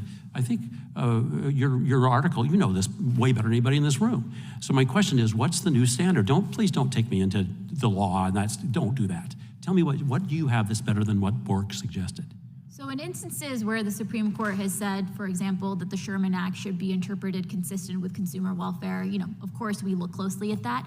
But the Sherman Act is not the only statute, right? For the FTC, we're charged with prohibiting unfair methods of competition. And I think it's incredibly important for us to honor Congress's intent in creating multiple... Wait, stop. You're a lot of generalizations. What's the standard that you are suggesting to take the place of the consumer welfare? What's your standard? Please don't give me generalizations. So the standard depends on the statute that we're enforcing, because each statutory scheme is slightly different. When we're enforcing the FTC Act, the words of the FTC Act are unfair methods of competition. That's the standard we're enforcing. We laid out a policy statement last year that laid out in very clear, in great detail, what that standard means, reflecting a century of case law. So I'm out of time, but I will look at your explanation, and I appreciate your time here today. Thank you.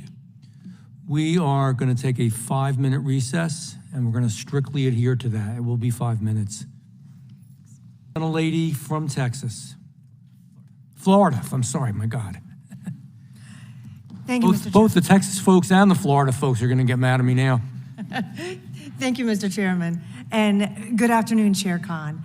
I'd like to focus our attention on the recent notice of rulemaking and proposed changes to the pre-merger notification form requirements and instructions.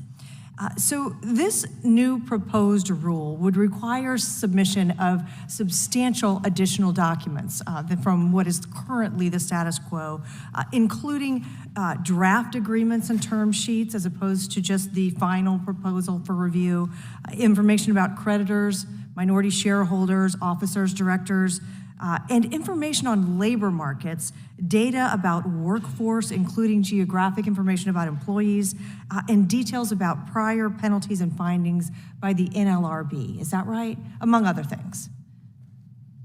Yes, we issued a proposal of suggestions for additional information that we'd be getting. Another key area would be foreign subsidies. So Congress told us to get information about whether firms that are looking to merge are getting subsidies from China or other countries. Thank you. But in summary, this proposed rule would substantially expand the types and volumes of documents and information that are being submitted as part of this pre-merger review process, correct? That's right. Okay, and we also know that this rule, this new rule, if adopted, would substantially affect the time and the cost associated for entities who want to participate and make submissions under the pre-merger review process, correct? Yes, people would have to comply with the new form, which is seeking additional information. Right, and your agency, in fact, has estimated that this would increase by over 100 hours the time necessary to compile compliance documents to make this submission, and in some cases, in some of the more complex or larger cases, even much more than the 100 hours, correct? These are some of the estimates in the NPRM, yes. Yes. And the internal estimate also identified a cost estimated of $350 million impact for the change in the rule for compliance. Is that right? That's on the higher end. I mean, I will say a lot of this will depend on the complexity of the transaction. If you're seeing a merger between two fairly small firms that don't have any, complex holdings or that sort of thing, I imagine it would be much less. But you just raised a very interesting point, and it was one of the things that I wanted to ask about. So if we know going in that the time and the cost now associated with this pre-merger review process, the time's going to increase, the cost is going to increase, won't this affect the businesses that are at the lowest end of the reporting thresholds the most? They would be the least able to incur those costs and time without it affecting their overall margins? So again, it really will depend on the complexity of the merger. If it's a fairly simple transaction, I imagine it'll be much easier to comply. I should also note, this is all about what firms need to produce on the front end, and it's our belief that by getting more information on day one, that'll allow us to more efficiently and effectively administer the laws in ways that could create more certainty for businesses on the back end. But at the conceptual level, the large corporations, the ones in fact that I believe you're probably the most concerned about, the very largest corporations are the ones who are the most capable of saying, yep, let's bring in our outside counsel and spend a couple more 100 hours, or let's allocate additional costs to go through this process. They would be the ones who could most easily absorb this change as opposed to the smaller entities at the lower end of that threshold. Now, let's go here. So by expanding the types of documents, by the types of information that you all are reviewing in assessing whether a merger should be approved and allowed to proceed, you're really expanding the bases upon which the FTC could choose to approve, seek more information, or disapprove, are you not? We're still squarely focused on whether the merger may substantially lessen competition or tend to create the monopoly. That remains our legal standard. We're seeking How is it that some of the information that you're requesting, though, such as demographic information about employees or information about shareholders and officers, how would that relate back to that core mission that you all have been pursuing prior to now? So issues relating to officers or things like potentially, overlapping directorates, those can affect, for example, Section 8 of the Clayton Act in terms of if you have interlocking directorates. So those are some issues in which, they're squarely within the confines of the antitrust laws. So let me ask this then. The proposed rule, it's something that you all have developed in essence because you believe it would have a significant impact, correct? On mergers, on the health of the economy, on businesses. You're pursuing this because you think it's meaningful, correct? We're pursuing it because we think it'll allow the FTC to administer the laws that Congress has charged us with more effectively and efficiently. So you believe it's consequential? Go ahead. Last we think question. it'll meaningfully enable the FTC to do its job, yes. But without a specific mandate from Congress to engage in this behavior, correct? I disagree with that. The Hart-Scott-Rodino Act allows the agencies to get information on the front end when firms governed by this law are required to do so, and we're acting pursuant to that authority. Time has expired. Thank you, Mr. Chairman. I yield back. Recognize the gentlelady from Indiana. Thank you, Mr. Chairman. Thank you, Commissioner Khan, being here. So I want to bring a few issues, and I would like you to respond. But first, I belong to a group of people, even though I very much agree with Mr. Tiffany that majority of monopoly problems which are significant because we created this monopolies, incentivized this monopoly. And unfortunately, we created more companies now, too big to fail.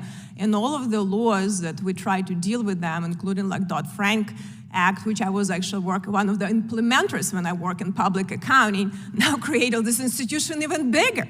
And now we're going to be dealing with that. But I also understand that there are some of the areas where we have now problems so big that it involves us to looking at the barriers of entry, like healthcare, and then looking what are we going to deal with now with these monopolies that distorting the market and using very aggressive behaviors to suppress suppress competitives and really not delivering value because they can't. They are not natural monopoly. We created, and we have to look at that. So I think your agency has an important function, but unfortunately, and I want you to really respond on that, we have a lot of concerns from the Republican side, and that agency has been politicized, and agency has been used to really, the hammer and sickle, and, to actually pick, a kind of in fashion to pick losers and winners. And I think, it's becoming a problem. And if you look at your even, the missions that you have and the objectives, you said we will really need to have more, merge together consumer protection, competition, and you want to, your agency shapes distribution of power. I truly don't believe that that is an agency. I think the agency should be, dealing with the real abusers in the system that want to not have competition, use monopolistic power. So even in the statements, it's a problem. And I think we have one common ground that it seems like a lot of time we have a lot of talk is on healthcare.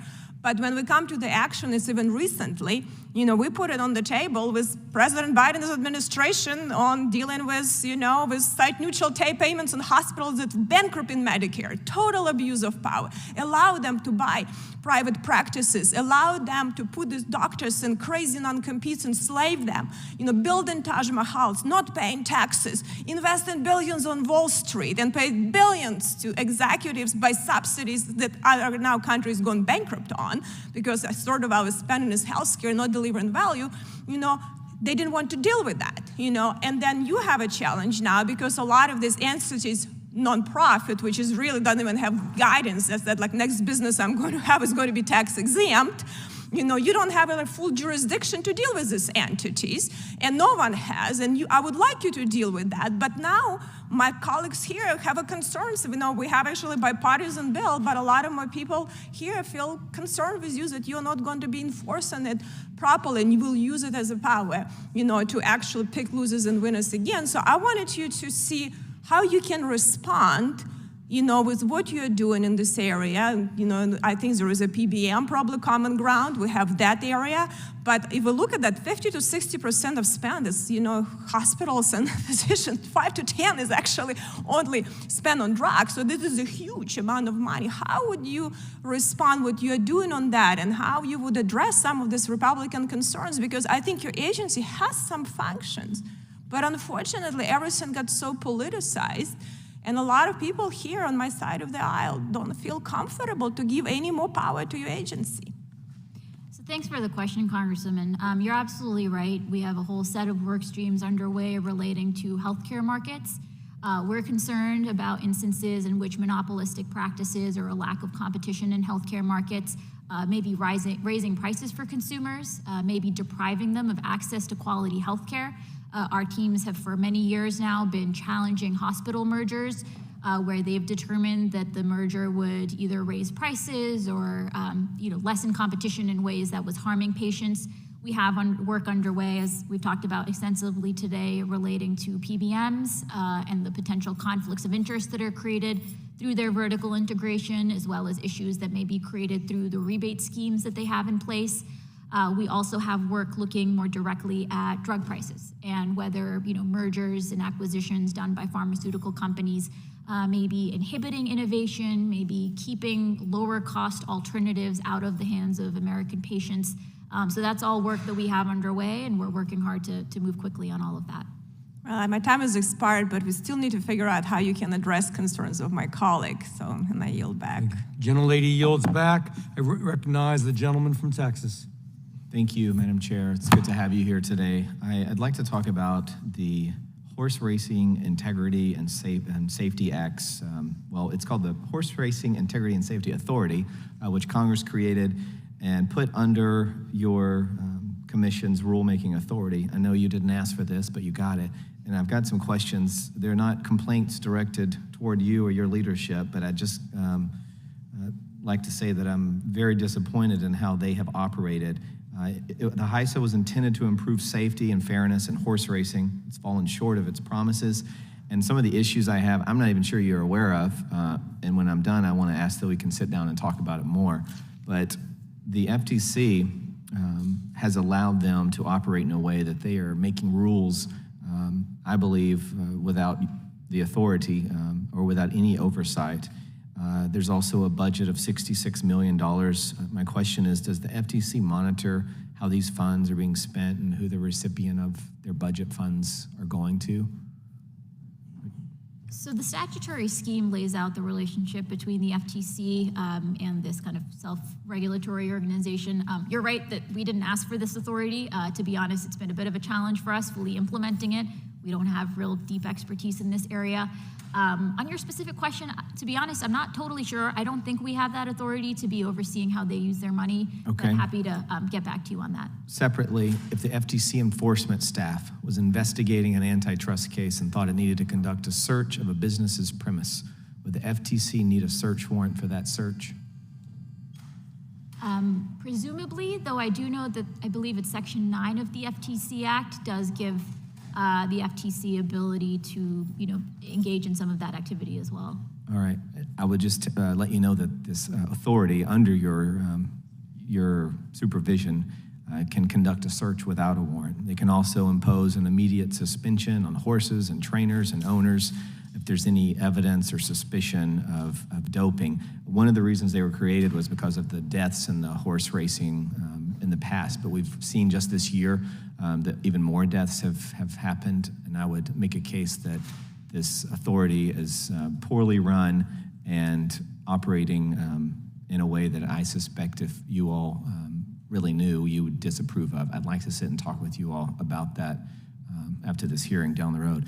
Moving on, I want to talk about some of the mergers and the policies with respect to those. I'm specifically curious because I'm looking at a letter that Senator Warren sent you all in January of this year about some pharmaceutical mergers. How much interaction does her staff or her have with you all with respect to these? Do they have influence with the direction you all go on some of these investigations? Congressman, we hear routinely from members of Congress. We get letter week after week, including from many members of this committee. We take all of that under advisement and want to understand what our members' concerns, but any law enforcement decisions that we're making on an independent basis based on the facts and law before us. Well, I'm looking at particularly the Amgen and Horizon merger, which I understand was moving along pretty well. And it's different than some of these mergers that she mentions in this letter that I'm reading. And I know y'all probably have a copy. I'll get you one if you don't. But Horizon is an Irish company. It's a kind of a special case because it inverted in 2014 by acquiring this Irish company. So they actually left the U.S. For tax benefits. And now Amgen, as I understand it, is looking to acquire this company. They're involved in totally different drugs. And what this would do is actually bring a company back to the United States, which I believe is a goal that we all share, is bringing industry here at home. So I would also ask, especially since it seems to have been stopped right after Senator Warren sent this letter, if I could sit down with you all at some point and we talk about this one as well. Can we commit to doing that? We'll be happy to have a follow-up conversation with you. Yes, Congressman. I appreciate your work and thank you very much for being here. I yield back. Gentleman yields back. We are going to take a recess when we have to vote. As soon as votes are completed, we will be back. Thank you. You're going to get a longer recess now.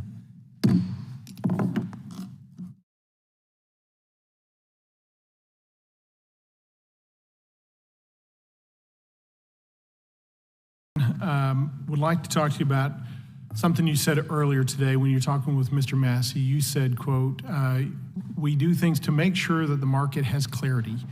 To make sure that the market has clarity was the quote I wrote down from you. And I was glad you brought that up because the Second Circuit, as you know, back in 1984, said of the FTC, quote, the commission owes a duty to define the conditions under which conduct would be unfair so that businesses will have an inkling as to what they can lawfully do rather than be left in a state of complete unpredictability. But by moving away from the consumer welfare standard, I would posit that the FTC has effectively created a moving goalpost standard. And Mr. Bentz pressed you on that with several questions, and you just said, well, basically, it kind of depends case by case. We're going to look at different laws. Is that effectively the summary of what you said and the guidance that was provided last year in the policy statement regarding the scope of unfair methods of competition under Section 5 of the FTC? So Section 5 of the FTC Act is a different statutory scheme than the Sherman Act, and so we look at case law that's specific to Section 5 and specific to the FTC Act when interpreting that provision. With respect to that November 10th, 2022 dissenting statement of Commissioner Christine Wilson as it relates to that Section 5 of the FTC and the policy statement. She stated this, quote, unfortunately, instead of providing meaningful guidance to businesses, the policy statement announces that the commission has the authority summarily to condemn essentially any business conduct it finds distasteful. Did it concern you that one of the commissioners would issue such a statement and reach such a conclusion? So the benefits of having a multi-member commission is that we can have that discussion and debate and disagreement, and we always take seriously input that we're getting from other members of the commission. As you'll see in the policy statement itself, it reflects decades of case law that our team took a very close look at to make sure that we were hewing very closely to this text of the statute as well as the relevant precedent. With respect to the early terminations issue that Mr. Benz talked to you about earlier, I sent you a letter earlier this year about that issue, and you wrote in response that granting early terminations consumes agency resources. Can you explain how reinstating the early terminations diverts agency resources? Sure. So our staff is reviewing merger filings, they're in the process of litigating, they're investigating. When they are looking at the HSR filings, their primary goal, our statutory mandate, is to be identifying transactions that may violate the Clayton Act or any of the other antitrust laws. Granting early termination is a discretionary function, and so we decide to put resources towards the mandatory functions in the statute over the discretionary ones. But for years, that early termination policy allowed the FTC to allow mergers and acquisitions of a small size or a size where there was really no competition issue really presented for you to go ahead and give surety to those businesses that they could proceed with those mergers and acquisitions. But that's no longer the case in the FTC, right? You're holding businesses in limbo because you're giving them these letters and saying, well, we're going to look at it. We're not sure. But then businesses have trouble moving forward with those mergers and acquisitions because sometimes the financing is tied up in the time frame that they need a quick M&A. Is that true or is that untrue? So Congressman, the context here is we're talking about 30 days. 30 days that firms have to wait before they're able to consummate if they don't hear from the agencies. In the past, maybe firms would have gotten early termination on day 25. Now they're not getting it, but after day 30, they're able to consummate. So we've decided that as a matter of where we're allocating our resources, it's a better use of resources to be identifying which transactions may be creating problems for consumers, for workers, for honest businesses, rather than prioritize the kind of 5 days that firms may have gotten in the past. It seems that a lot of the resources, when you talk about allocation of resources, have been going towards new rulemaking in the FTC rather than actually working through some of these issues that you guys are looking at, some of which you should be looking at, some of which you probably shouldn't be looking at. Is that the reason why in 2020 the FTC brought 31 challenges to mergers, which was a 2-decade high, but in 2021, the year you became chair, the FTC took only 15 actions against mergers, and in 2022, only 17 actions? Is that because you're focused too much on rulemaking and all your resources are allocated in that direction? So there are no real, we proposed a rule to update the HSR form in the Bureau of Competition, but aside from that, the vast majority of resources are focused on enforcement. I think some of those numbers you mentioned are outdated. Our team would be happy to provide you with updated numbers. Our enforcement is squarely in line with prior years. Thank you. I yield back. The gentleman yields back. I recognize Mr. Hunt from Texas. Thank you, Mr. Chairman. Thank you for being here, man. Really appreciate your time. I know it's been kind of a long day. First question for you is, on July 13th, 2022, the FTC proposed the Motor Vehicle Dealers Trade Regulation Rule. Are you familiar with this rule? Yes. Okay. Did the FTC conduct a cost-benefit analysis for this rule and determine what cost of implementing this rule might be? And what did the cost-benefit analysis conclude, if you can recall? So we did have to conduct that analysis pursuant to the Administrative Procedure Act, and the notice of proposed rulemaking lays out some of that preliminary analysis. Any idea on the cost? I'm not recalling off the top. Okay. I'd like to ask for unanimous consent, sir, to enter this into the record. This is a research study that's done by the Center of Automotive Research. which conducted a full cost-benefit analysis of this rule and determined that the rule would impose a cost of $38 billion with a B over the next 10 years. Are you familiar with that at all? That objection. Thank you. This is a study done by some outsiders, you said, or this is the FTC analysis? No, this is actually an outsider, the Center of Automotive Research. I'm not familiar with it. I know we got a lot of comments on the rules, so our teams are looking at those closely, and maybe this was one of those. So what we'll do is we will send this to you. I would implore you to take a look at it, and now that you have a copy of it, I would love for you to reconsider that burden and that cost that it would actually place on the American people, if you don't mind. Happy to. I mean, I will say generally, the auto rule that we've proposed is designed to address junk fees, bait and switch tactics, some of the harms that consumers time and time again have been encountering in these contexts. We received over 100,000 complaints from consumers over the last few years relating to some of these deceptive practices in the auto purchasing context. So that's what our rule is really designed to address. Okay, understood. And I think this is kind of what our goal is, to make sure that we prevent any undue burden on the American people. Obviously, the issue that you just addressed, and also most importantly, just cost, because right now we as a country are suffering immensely with inflation, everything that we've been seeing. So I want to make sure that we do protect the American voter here in this country. Switching gears, the FTC has made a mandate protecting consumers and their privacy. Under that mandate, do you think it's appropriate for the FTC to compel a company to collect and retain consumer data, including their personal identifiable information?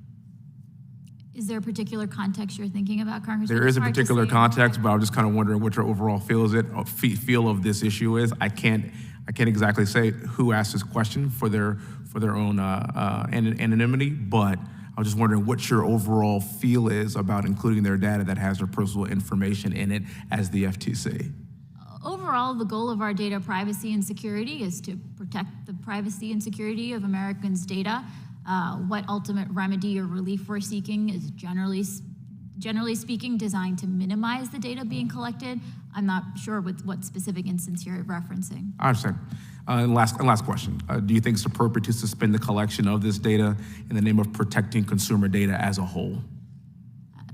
Again, would be happy to look at any specific matter that you're considering, but a key goal of some of our recent privacy work has been data minimization to really limit what data is being collected in the first instance, because we've seen that that's the best way to minimize risk of privacy breaches and security breaches. Thank you very much. Thank you for your time. I yield back the rest of my time. Gentleman yields. Recognize the gentleman from South Carolina for 5 minutes. Thank you, Mr. Chairman. Ms. Khan, thank you for being here. I know it's been a long day. You know, the FTC's mission is to protect the public from deceptive and unfair trade practices and from unfair methods of competition. Even on your website, the FTC's work to protect consumers and promote competition touches the economic life of all of us. I'd say the FTC is charged with a very important mission and have for a long time. A Bloomberg report recently found that 71 attorneys left the agency in a 2-year period between 21 and 22. This is the highest number of departures in 20 years. That being said, it's pretty tough, I would imagine, to protect the American consumer and promote competition when your staff is leaving. As you know, Congress receives federal employee viewpoint surveys, or FEVSs, to inform us on how agencies are functioning. In 2020, 87% of FTC employees agreed that senior leaders maintain high standards of honesty and integrity. And in 2 years, that dropped from 53%, and also in 22 to 49%. Similarly, in 2020, 83% of FTC employees agreed that they have the highest level of respect for FTC's senior leaders. Again, in 21, that dropped to 49%, and in 22 to 44%. In 2020, again, 80% of FTC respondents agreed that senior leaders generate high levels of motivation and commitment in the workforce. Under your leadership, that has dropped to 42% in 21 and 36%, alarmingly, in 2022. So I think my question, quite frankly, is why is it so unpopular to work at the FTC? So we have fantastic career staff who day in, day out are fighting for the American people and looking to protect them from unlawful business practices. I take those survey results seriously, and we've been engaged in taking a series of steps to make sure that the FTC is a great place to work. I've been really thrilled that over the last couple of years, we've been able to onboard hundreds of new employees at the FTC. Just the other month, we launched a new Office of Technology. Within a matter of a week, we got 600 applications. Technologists, these are data scientists, data engineers, highly qualified people who want to come work at the FTC to make sure that we're able to use their technological expertise as we continue to do our work to protect the American public. Well, Chair, I would imagine with the high number of vacancies that have been as a result of the last 2 years that you would be hiring more people in addition to the, I think, 33% increase in your budget. So I would imagine that there is a drive to hire people just in general to fill those spots. But I think my concern is the unhappiness of people within the agency and why that is. Do you care to comment on that? Yeah, I take that very seriously, and we've engaged in a lot of conversations and meetings to understand what some of the source of those issues were. We've been able to implement a set of steps, including streamlining decision-making, expanding communications around priorities. We clarified what our workplace flexibility policies would be, and I'm hopeful that each of those steps has contributed. Yeah, and Chair, please don't take my comments as me attacking you or your agency, but it is a concern to me that when I read that, of course, my colleagues up here have echoed a lot of policy frustrations with your organization, maybe you, but when I'm reading about employee satisfaction, I mean, the FTC serves such a vital purpose in our country. It's just really alarming to see it go from one of the top performing agencies of employee satisfaction to really the bottom in a 2-year period. It's just really alarming. So what do you think that you've learned? I mean, you've been here for 2 years. And you've seen, some tumultuous times. Do you think you've learned anything as a result of maybe your leadership or leadership around you on how to handle this and correct it? So as I said, we undertook a set of steps to make sure we were appropriately streamlining decision-making, expanding communications with staff across the agency. In terms of learnings, I've had the privilege of seeing firsthand just how hard FTC staff are working day in, day out. Oftentimes they're having to go up against companies whose resources really dwarf ours, and there's a clear mismatch in resources, but we're still able to go toe-to-toe on talent, and that just reflects the sheer talent and dedication of our staff. Well, good, and I hope that these issues correct. There's a lot, I think Mr. Gates talked about an important issue about creepy data collection that's going on. You've hit on that all day. The mission is important, but you have to correct the ship. You have to correct the type of management that you perform, and I think that starts with you. That starts with your team, because I don't want to read about toxic environments or people feeling like they're not heard or mismanagement at the highest levels. There has been a lot of ups and downs with the FTC over the last 2 years, and I'm hopeful that you can correct that. Thank you, Mr. Chairman. I yield back. Gentleman yields back. I yield 5 minutes to myself. I just wanted to take up a little bit where Congressman Biggs and Congressman Johnson were speaking, talking about the diversity, equity, inclusion issue that Commissioner Slaughter has evidently championed. Do you believe, and I know it's hard, but if you could just give me a yes or no answer, do you believe that should be a major and significant part of antitrust enforcement? Do you believe that's your job? So our job is to enforce the antitrust laws, which prohibit unfair methods of competition or deals that substantially lessen competition or tend to create a monopoly. We endeavor to do that work to protect everybody. So what does that have to do with diversity, equity, and inclusion? I'm not really sure. I mean, could you share more about what your specific concerns are? Well, Commissioner Slaughter has said, and we have quotes, that this needs to be and have a major role in antitrust enforcement, that's a very major piece of it, that it's part of it. Do you agree with that or not? I didn't think, in all honesty, there are agencies who have that job and that responsibility. I didn't believe that yours did, but I was just, concerned, are we gonna, as it is, you're short of resources. We can't do all the things we want to do to protect the consumer. I don't know why we would divert resources, time, energy, and people power to actually going forward with that. Yeah, look, I won't speak on behalf of my colleague. I mean, again, what I think about is the ways in which concentration of economic power and monopoly power hurts everybody. I understand. And we need to keep that in mind as we're using these tools and making sure we're protecting all parts of the American public from these practices. I agree. I'm concerned, and I'm just picking up where Congressman Fry left off on some of the state of morale at the FTC since you began your tenure.